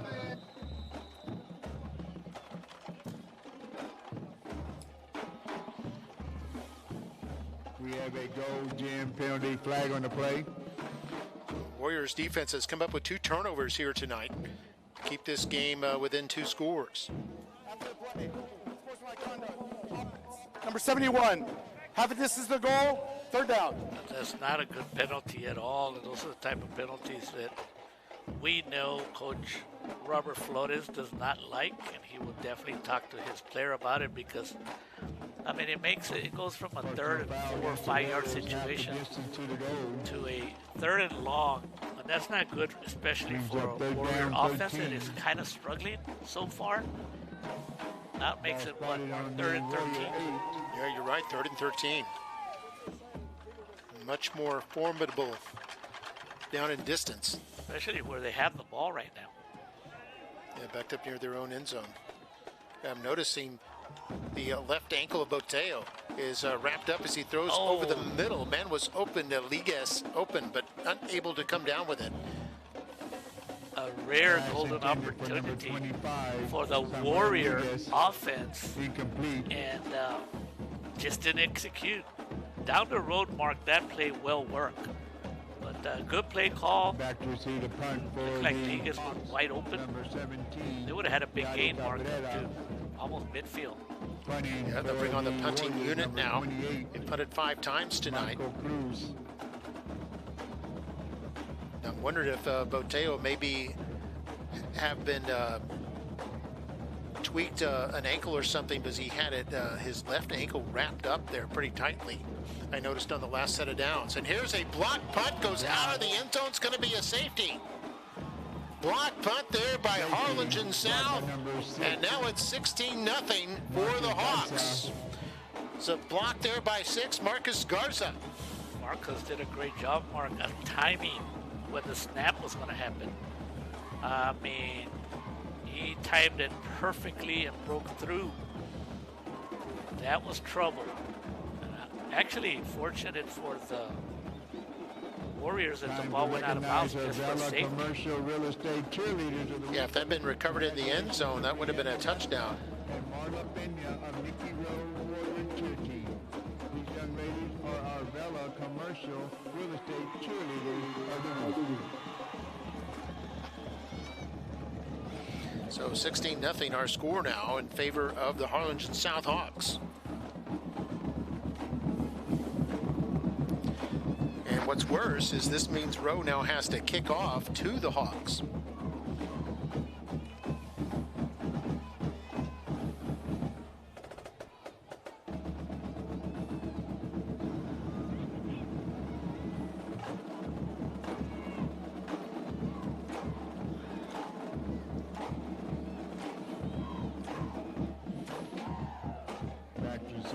And the kick will be from the 20 rather than the usual 40-yard line. Number 8, Dylan Anaya. 14, Alvin Edwards. Kicking number 42. 5:42 to go here in the third quarter.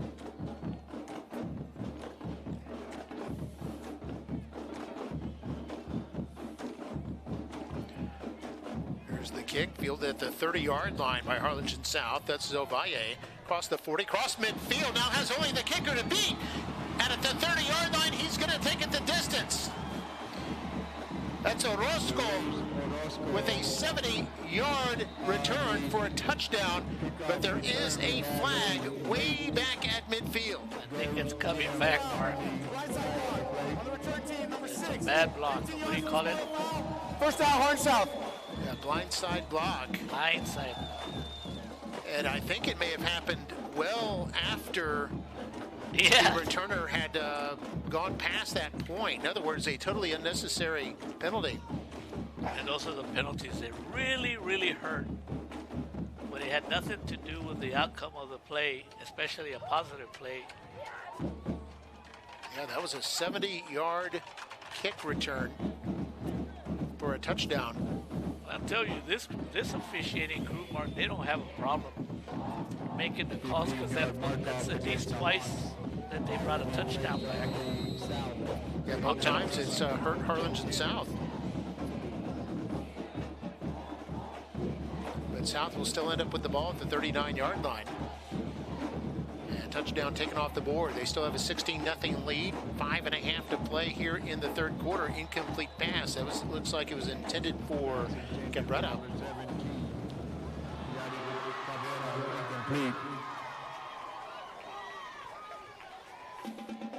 Wasco, 70-yard kick return for a touchdown. He used a lot of speed there. That tells you the pass taken off the board. The depth of the skilled players for Harlingen South, because so far we know of 3 of them, and now Orozco comes in there, and that's number 4.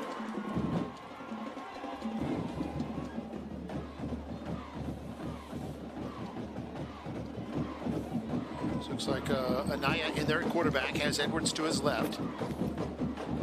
Gonna hand it off to Edwards, another wraparound draw, across the 40, up to about the 43. Clock will run. Gain of 4. And that brings up 3rd down and 7, actually, so a gain of 3 on the play. See the drum line there for Nikki Rowe under drumline under the direction of Mr. Bruce Rooker-Key, head band director for the Nikki Rowe Warriors. There's Anaya, wants to throw, has some time, and this is caught near the first down marker. Looks like it'll be a bit short. I think they ruled him out of bounds. Oh, did they? Oh, ruled out of bounds, so it'll bring up 3rd down and long then, 3rd and 7. You know, Mark, we're looking at the band. That tradition that they have before the game, where they all line up and go under the tunnel. It's pretty awesome. Are we talking about the Rowe Band? Yes. Yeah, the Indian fill that they run is is very, very impressive and sounds incredible underneath that breezeway where it has the echo reverberating.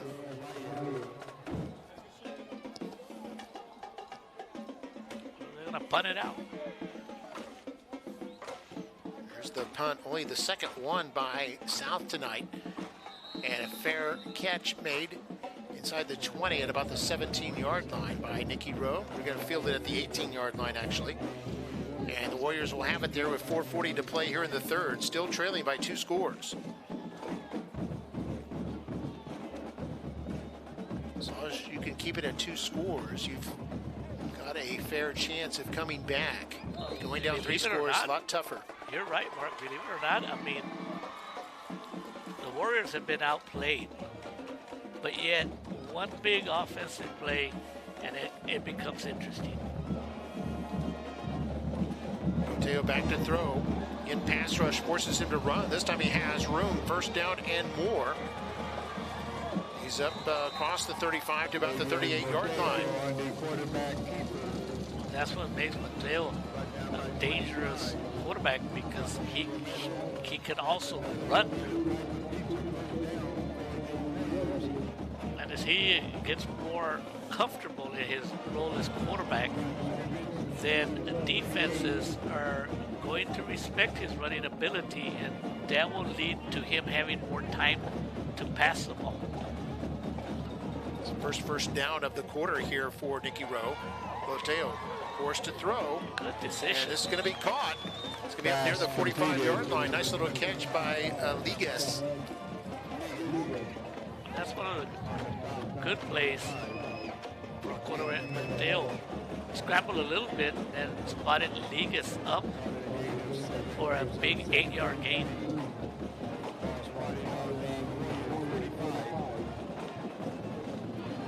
It's going to be up 2nd down and 2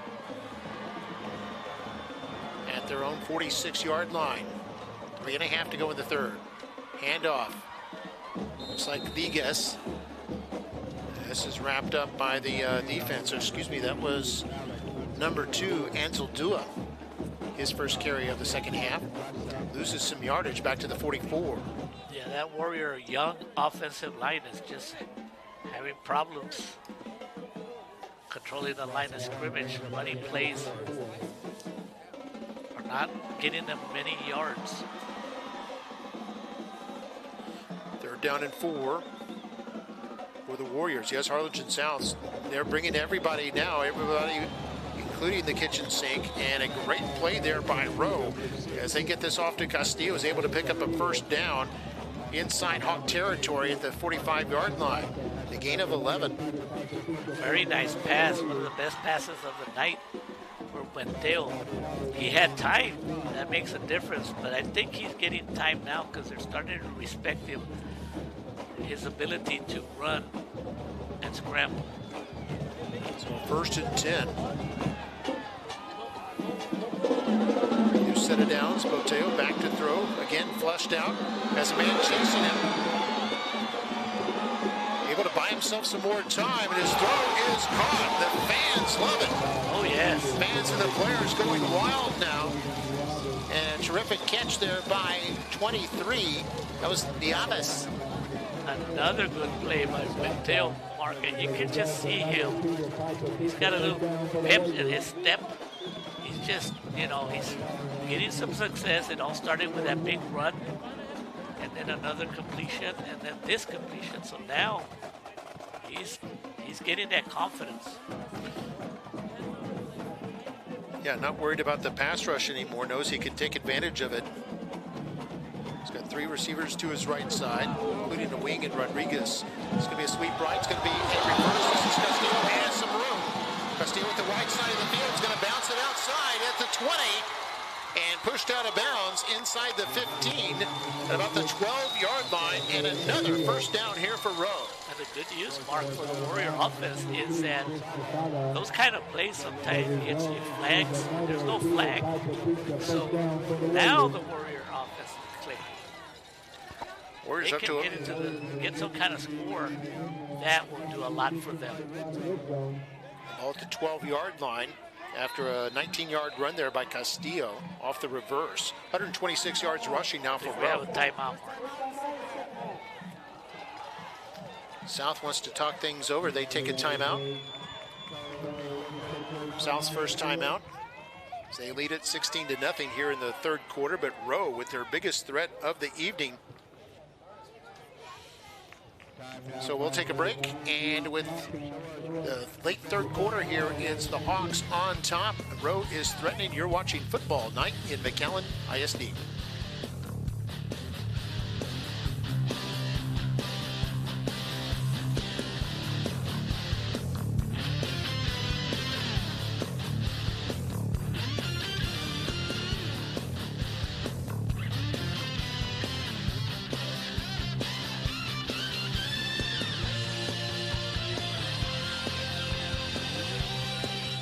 The Seams Back to School sale is your perfect way to win. 6 weeks of perfect attendance earns students a chance to win a new car from Seams. And any student gets $500 off MSRP at Seams McAllen Ford, or always online at SeamsMcAllenFord.com. Drive local, drive Seams.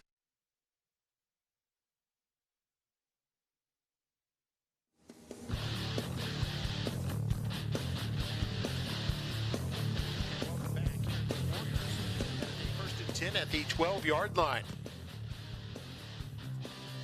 Can hand this off. Ansel Dua fighting his way up across the 10 to about maybe the 9. I think they're going to spot him at the 10, though. A 2-yard pickup. Going to bring up second down. That was a different kind of call right there. No read option. Just nothing fancy. Trying to take advantage. Expect a big year of right tackle. Number 71. Demetrio Talamantes.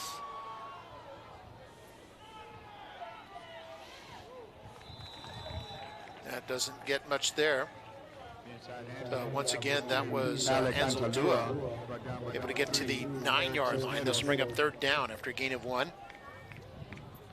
2 back-to-back runs by Ansel Dua. And keep in mind, Ansel Dua hasn't had a lot of carries, so he's rested, full of energy. They can actually pick up a first down without scoring if they get to the 2-yard line.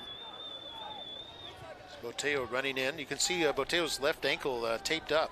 Yep. Let's see what offensive coordinator Samuel Friedman calls on this one. Shotgun snap. Boteo with time now flushed out. Wants to run it. Kind of stumbled a bit. Now breaks a tackle. Crowd is into it. Breaks another tackle at the 5. And finally goes down around the 4-yard line. It'll bring up fourth down. Tackle on the play there by Chris Posada.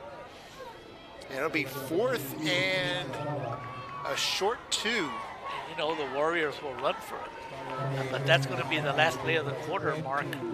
But give credit to Mateo that he got enough yardage to make it a 4th and a doable 2 yards. We're going to the 4th quarter, Mark. Going to the 4th, and our score after 3 is Hawks 16, Warriors nothing. Hawks able to get a safety based on a punt block out of the end zone in that third frame. Otherwise, it was scoreless. And Nikki Rowe, though, with a decision to make as they face a 4th and 2 at the 4-yard line. When we come back, this is Football Night in McAllen ISD.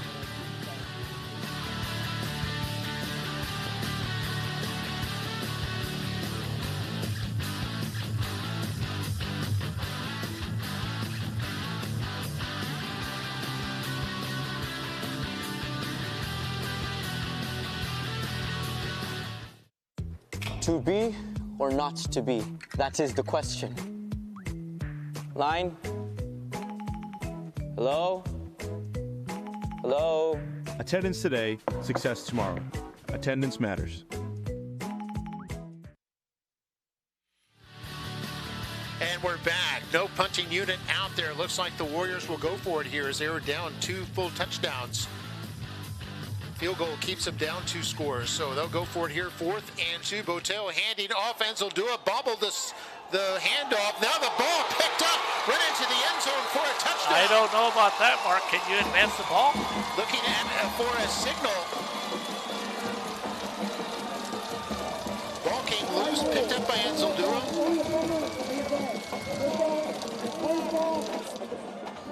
Yep. Yeah, they're going to say, yeah, you're right, Mario. They couldn't advance it. It was Talamantes who picked it up, ran in for an apparent touchdown. Big turnover. Apparent score we've seen tonight that's taken off the boards. That one not due to a penalty, but the officials ruling that you could not advance. I'd like to see that again. I think Ansel Dua never did really have control of it. Well, it all started off pretty bad, and those are the things that the Warrior offense need to fix. But that's the third touchdown. I don't know if this crew will call another touchdown back for the rest of the year, but tonight they've had 3. That stops the Warriors, who had a 5-minute drive stymied with no points. Now, the reason it's South Ball is because it was 4th down. And since the Warriors did not pick up a first down, and there wasn't much of an argument by Coach Robert Flores because he knows the rule. Inside handoff to number 14, Alvin Edwards. On the stop, number 50, John Salazar. That touchdown. Gain of 2, brings up second down 8. You know the Warriors would have gone for 2 and they could have got that 2-pointer. Have an injured Hawk. Time out for injury. Then it would have become a 1-possession game. Yep, they still have time. Oh, yeah. And we got a timeout on the field, I think called by Harlingen South.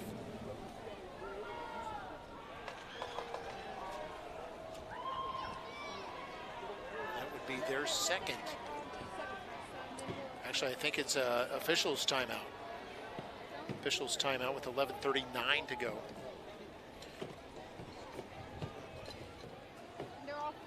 Could be like a rest time kind of timeout because this is the first game of the year, so the players usually get a little bit more fatigued starting this early in the year. We're going to take a break. We'll be right back.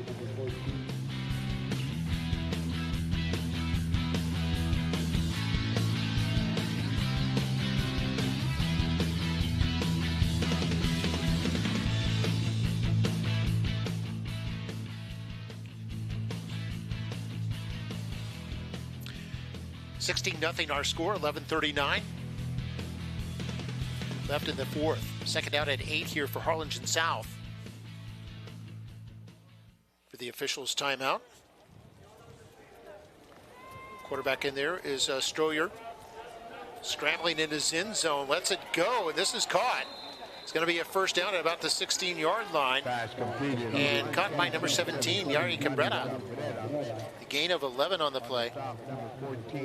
And that's confidence in your quarterback anytime you are throwing the ball when you're this deep in your own territory. And then he threw the ball going away, Mark, from his throwing action. It's not easy. Yeah, you have to really open up your shoulders doing that when you're running that way, and you have to turn. If you're running left and trying to throw with your right hand. We're in the 4th quarter now.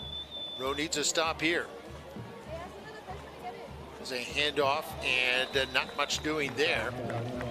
Wrap up and a tackle by the Warriors defensive lineman Alejandro Rodriguez.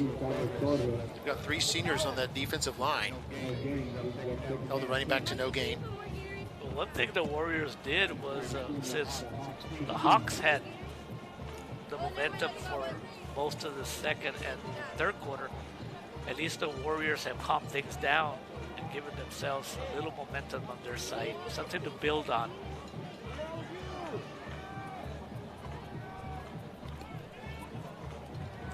Just over 10 minutes to play here in regulation. Cabrera goes in motion.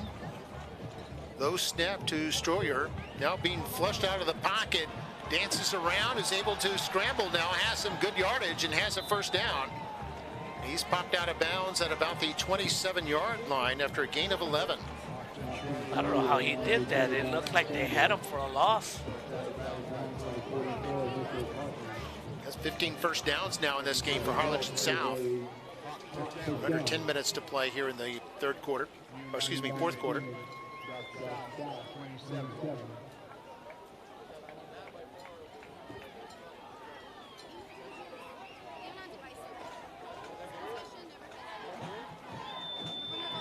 So 1st and 10.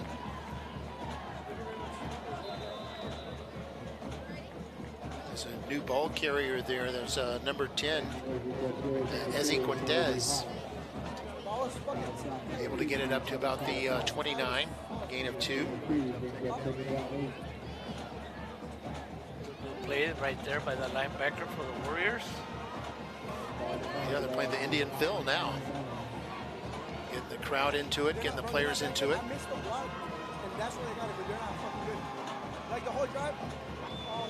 So second down and 8 now. All at the Hawk 29. Cabrera in motion, low snap. And quarterback forced to fall on it. Slowed down by the feet of Stroyer. And he had wisely just simply fell on the football rather than trying to pick it up or bring up third down and long. Smart play by Stroyer. Don't force anything. Don't try to recover your own fumble and create more problems. You're in the lead, 16-0. Yeah, Rowe needs some big plays to get back into this. Hawks 3 for 7 on third down. 8.5 to go in the fourth quarter. Men in motion. It's a Roscoe. Stroyer was looking that direction. Now he's going to run it. Able to break a tackle and, brought down just short of the first down. Terrific open field tackle there by Nikki Rowe's Hector Andrade, junior defensive back. Otherwise, Stroyer might still be running. I think they're going to go for it, Mark, even though they're up 16-0, fourth down. Probably going to call a timeout and think about it. Heard the whistles. Yep, they're calling a timeout, Mark. That'll be the second timeout called by Harlingen South. 8:01 to go here in the fourth quarter. 16-0 South in front. Fourth and less than a yard, and we'll take a break. When we come back, we'll see what Hawks decide to do. This is Football Night in McAllen ISD.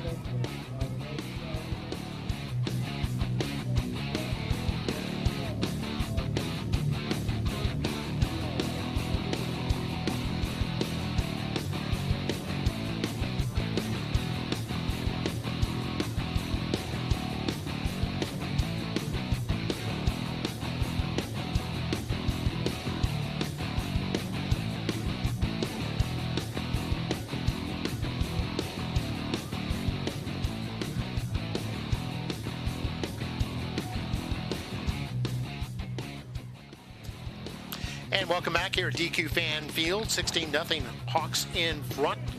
8:01 to go here in the fourth quarter. The Hawks thinking about going for this here. So I'd be a little surprised if they do go for it, because it's, to me, well.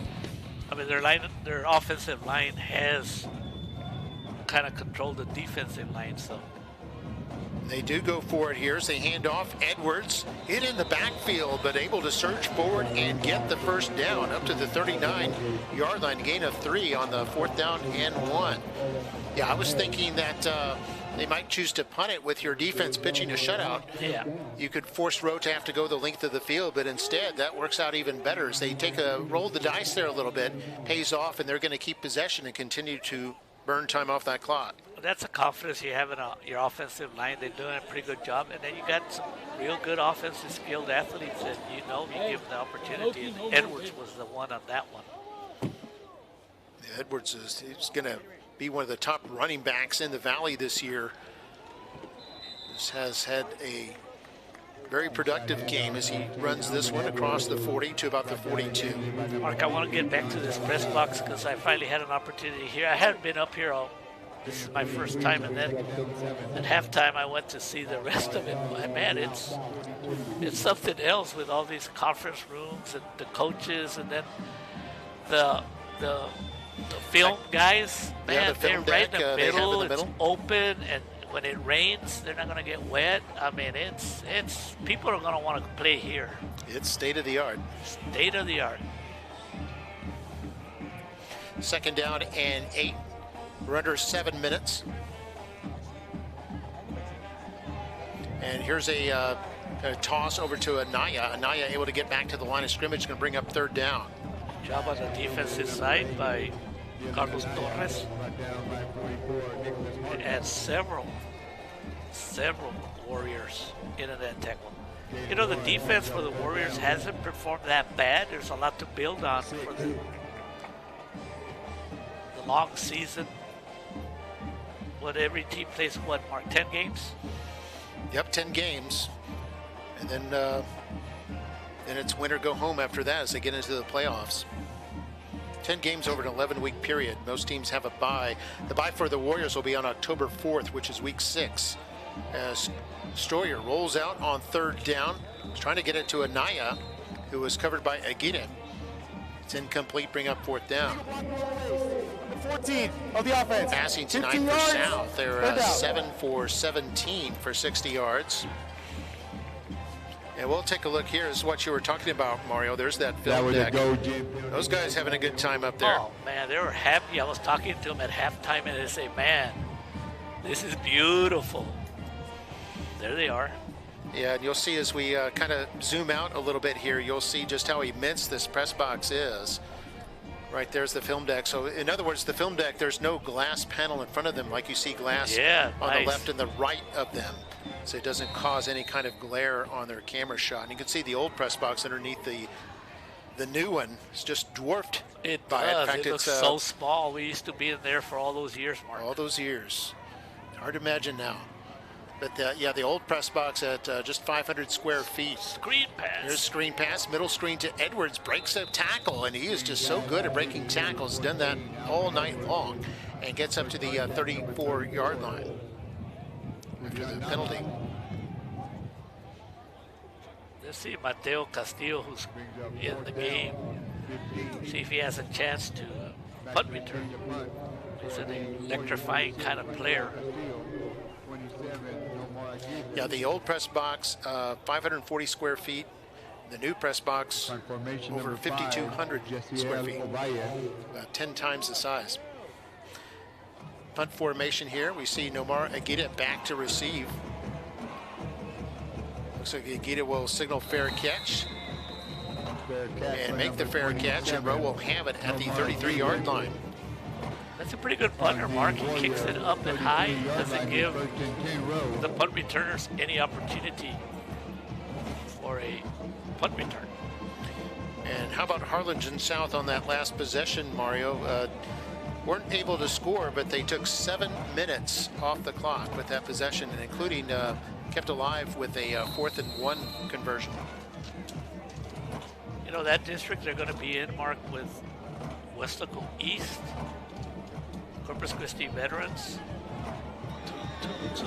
no, Flower Bloods. Yeah, Flower Bluff is in there. They're going to be tough. Anybody that comes out of that district and makes a playoff, they're going to be good. There's a pass, flare pass, and this is caught. That's Ansel Dua has some room. That might be close to a first down. And that's what those plays do, Mark. And we talked about it earlier in the game, how they're short passes, but you're hoping that your skilled athlete on your side can have a breakaway.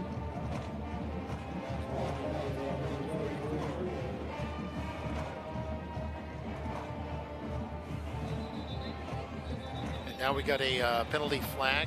As a man went in motion, who's Ansel Dua. See what the penalty is. Start. First down. You know, and Adrian Boteo, he had a difficult first half, but here in the second half, it looks like he's learned from some of the things that were happening. I'm sure Coach Flores talked to him.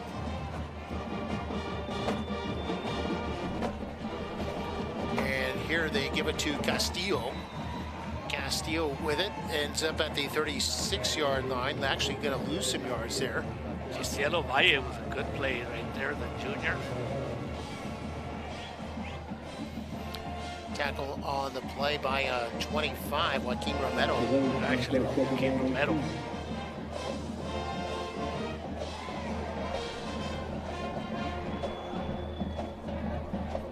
And here Boteo wants to throw, steps nice. up in the pocket, man. Yes. Open, how about that? Caught at the 25. He's going to race in for the touchdown. Awesome. And just like that, Rowe is right back into it. They've been pushing and pushing and pushing all night and finally break through. It's the Aves with a touchdown pass of 64 yards. And the Warriors are right back in it. And Mark, I kept talking to you. I just mentioned that Dale looked different. Like a little pep in his step, getting confidence. He made some plays. And that's the difference between having a player, a quarterback with a lot of confidence. What a perfect pass. The Warriors are right back in it. 4:14 to go. Now this is a crucial play. This will make it a one-score game if they can convert here. Going to go for two. Roteo in the gun. He's going to roll out right. Wants to keep it all the way. Cuts up the middle. Did he make it? Yes! And they're going to say yes, he did. Yes, he had to dive for it. And it was kind of a question if his knee hit before he got the ball across the plane, but he did get the ball across. And it's a two-point conversion. And it's a one-score game now, 16-8. And that's how important a quarterback is for every team, all the way from the pros to college to high school. When your quarterback is playing with confidence, it gives your team an excellent opportunity. Now here's where Coach Flores has to think. He's got 3 timeouts. 4 minutes and 14 seconds to go. Does he have an outside kick to give himself that opportunity and then hope that the defense stops him, or does he pin him back and hope for a 3 and out? Warriors to get good field position. What would you do, Mr. Mark May? Well, I would depend on my defense to get the ball back, but you got your 3 timeouts.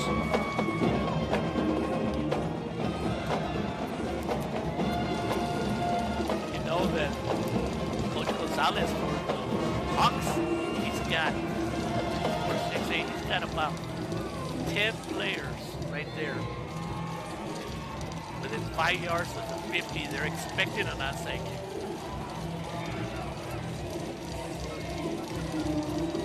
Score now 16-8. Rowe right back in it. Got that puncher's chance.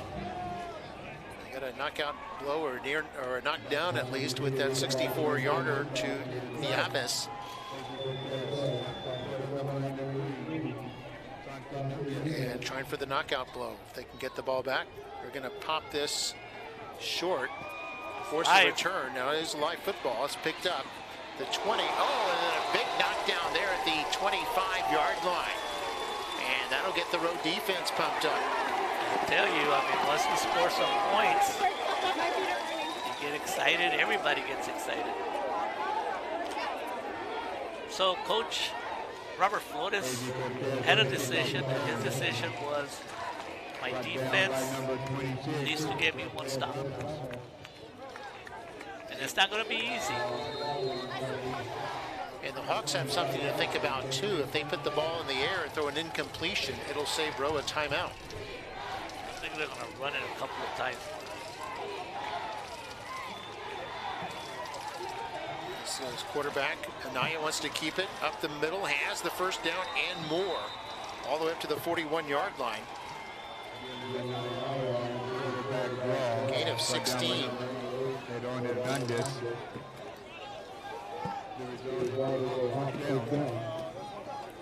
Your line of scrimmage, the South 41. Anyway, Hawks closing in on 200 yards rushing. They're at 198 right now. That was a big first down run, Marcus. It cost the Warriors about 25, 30 seconds. Yeah, a whole new set of downs here.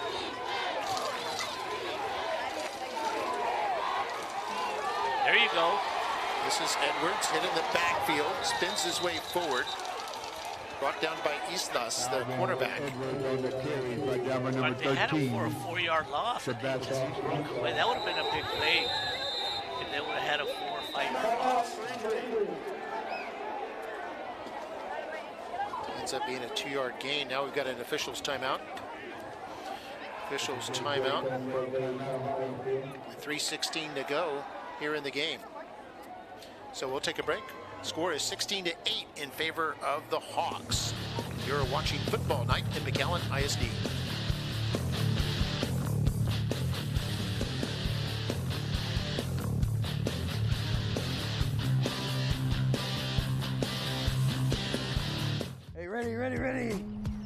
Go. Go. Hey, where's he at? Not here today, man. Attendance today, success tomorrow. Attendance matters.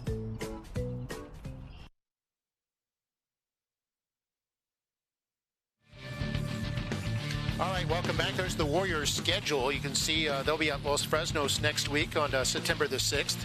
And then they've got the Mercedes Tigers as their last tune-up before they hit district play. District 16 5A Division 1 this year, which is the new division they're in. And they got La Jolla Palmview as their district opener on September 20th. Then they travel to La Jolla to take on Juarez Lincoln. Then their bye week in early October, followed by visits to Rio Grande City, a homecoming game against Embretville on October 18th, and then they're at Mission and finish up with their two sister schools, Memorial High and Mac High. Mission is one of the new teams. They dropped down from 6A, I believe. Yeah, I think you're right. Yeah, Mission dropping down to 5A. I think Veterans Memorial, I think, is in 6A. Nice play. And here, Rowe is going to bottle this up. It's going to force a third and long. Rowe might decide to use a timeout here. Salazar. Penetration and get in there quickly before the running back got his speed going. Salazar was already on top of him. Yes, Salazar's had a really big game tonight. There we see him right there, number 50. Playing well. He and two Alejandros, Alejandro Rodriguez and Alejandro Losada, anchoring that defensive line. Here's where the Warriors need to stop, and then a quick timeout. They'll have about 2 minutes. Hawks 3 for 9 on third down, 2:13 to go. Do they throw the football? If it's incomplete, it'll save the Warriors some time. And now we've got stoppage and a flag down at the near side of the field. That should help the Warriors. False start. Offense. Number 7. 5 yard. Third down. Move it back 5 yards. Looks like the Warriors will have a chance to at least have that puncher's chance to get another possession where they can possibly score, get a 2-point conversion, and force overtime. This is a play that I don't like, Mark, because the clock starts again. I mean, your offense made a penalty, and I believe the clock should stop. Letting charge of the rules. Oh, yeah. The rules are 3rd and 13. Stroyer to throw it toward the sideline, incomplete. And the Warriors will be getting the ball back. Stops the clock with 1:38 to go. And the Warriors are going to get it back with a chance to possibly tie this game up. You know, give credit to the Warriors, Coach Robert Flores and his staff. I mean, they're fighting. Things didn't look good. But here we are with 1:38. The possibility is still there, Mark.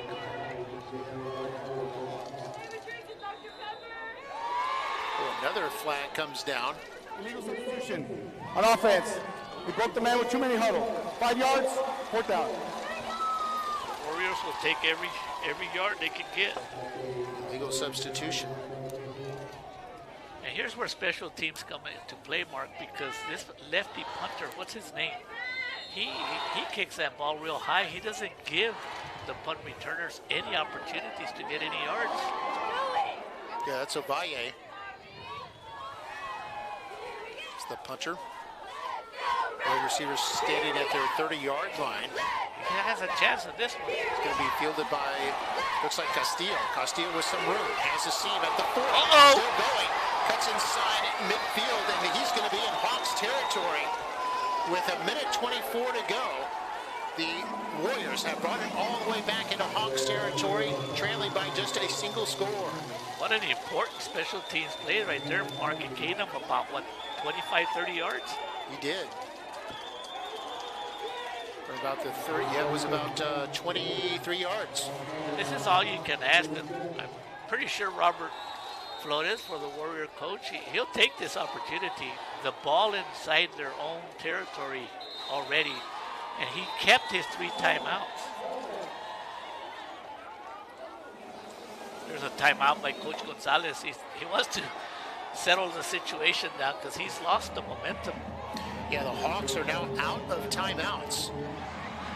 They just used their last timeout of the match. Unless we go to overtime.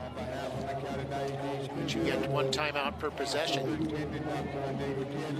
Mark, and you being in this department, I mean, how did y'all get everything ready? Like, it's just amazing. I saw the room over there. A lot of hard work. What do you call that? All the... They have an activity room. They have a room with the kind of the big have computer in there. It looks like Darth Vader's father or something like that. It's a big giant. It's like how do you connect monolith. everything up here? So they can... But the MITV crew, very proud of them. Put in 240 man hours over the last 2 weeks to help get it ready. Of course, it wasn't only their efforts. I want to thank Facilities Maintenance and Operations, Department of Technology, all those departments rolling up their sleeves to help get the job done. And here's a pass over here. And this pass is taken all the way down to the 33-yard line. The Warriors quickly setting up, Mark. But man, Mateo's totally different quarterback. And this is something he can build on for the next games. Now Mateo back to throw with 1:08 to go. This looks like it was picked off. It was picked off by Harlingen South. That might do it. Although the Warriors still have all three of their timeouts, they might actually be able to get the ball back. They won't have much time. And what Dale will learn from this, Mark, I mean, he had an opportunity that maybe he could have run with the ball, but he might not know how quick some of these varsity defensive backs are. But man, I give him a high rating. I mean, he didn't have the stats in the first half. I don't remember how many completions he had. Yeah, just 1 for 6 in the first half. But here, the second half, man, he looked good. He looked good. And he'll learn from that. Yeah, in the second half, passed 8 for 11 with a touchdown. There you go. Big difference. So 1:02 to go. And Harlingen South, we continue to keep the ball on the ground, even though they lose 2 yards there. Timeout by Rowe. That's going to be their first timeout. How about the Warrior defense, Mark? They gave up a lot of yardage, sure, but they made some big key plays. And the Harlingen South, I mean, they got a heck of a team. If they could avoid those penalties, especially the ones that got some touchdowns back, called back. Should be an interesting game for them next week. Yeah, they take on the Harlingen Cardinals. Coach Gonzalez will be trying to beat his mentor, Coach Manny Gomez.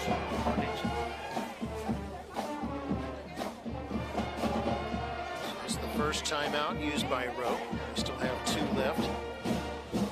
And absolutely cannot give up a first down or the game's over.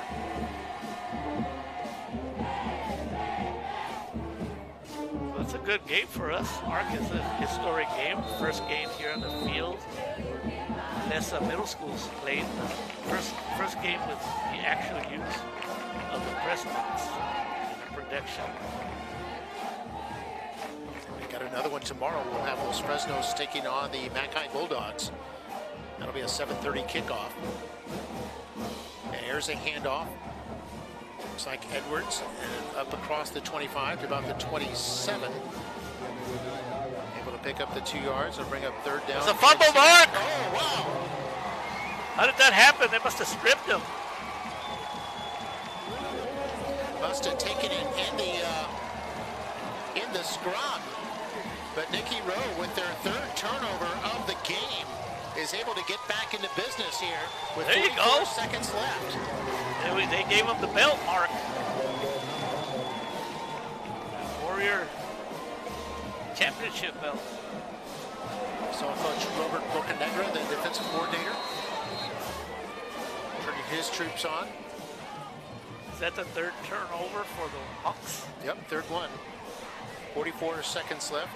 Rose ball at the 28-yard line. Boteo wants to keep it. Running, trying to break it outside. Able to break a tackle and get up close to a first down inside the 20. It's going to be tackled inbounds. Rowe might have to use a timeout. I'm going to have to call a timeout, Mark. on the Timeout. quarterback keeper. Nikki Rowe, second timeout of the second half. And there you go. But Theo, I mean, he looked like he was going to get sacked, and he took off and avoided the loss.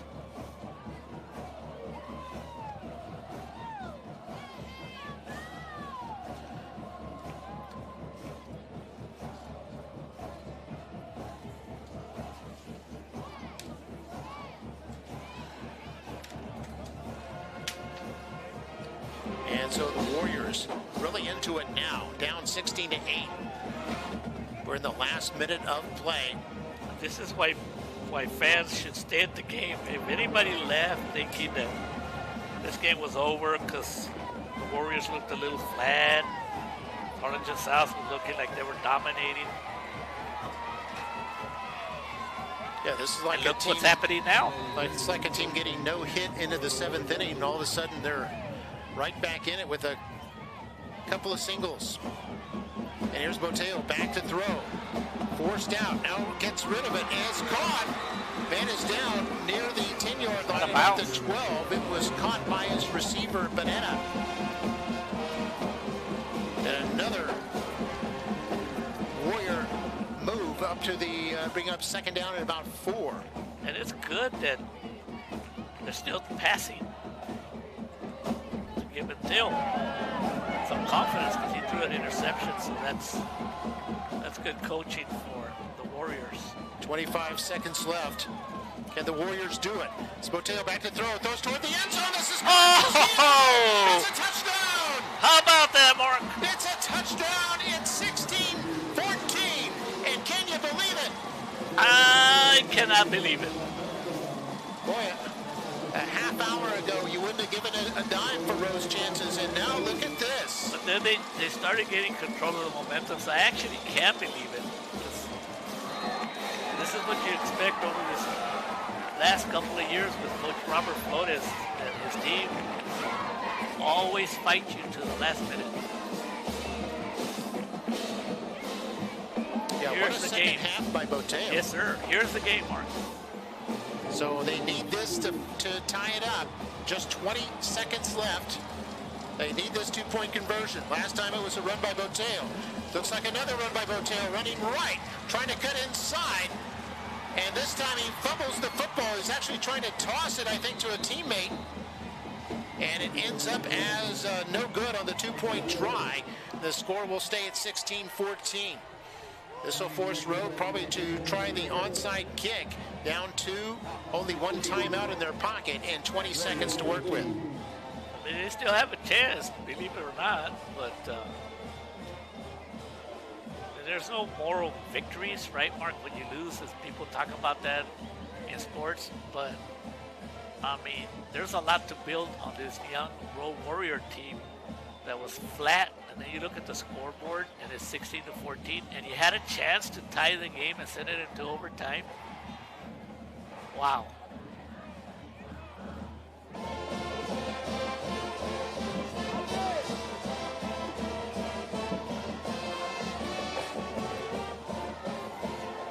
you know they're going to have about 10 players in between the 50 and the 45.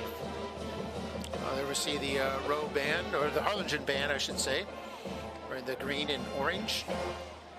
Harlingen South, I think, became Harlingen's second high school about 1992. And here is Nikki Rowe, became McAllen's third high school, and opening as a 9th grade school in 1990, and 2 years later became the third high school, comprehensive high school. And you can see looks like setting up for that onside kick, and this will be taken by Santi Nunez. He's a junior kicker. Santi Nunez.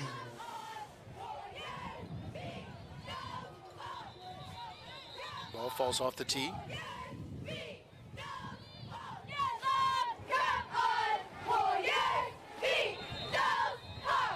So here we go. This is our game. See, onside kick, takes a high bounce, goes off of a Harlingen South player and out of bounds. That means it'll be South's football. It got the bounce you wanted, Mark, but it was kicked too hard.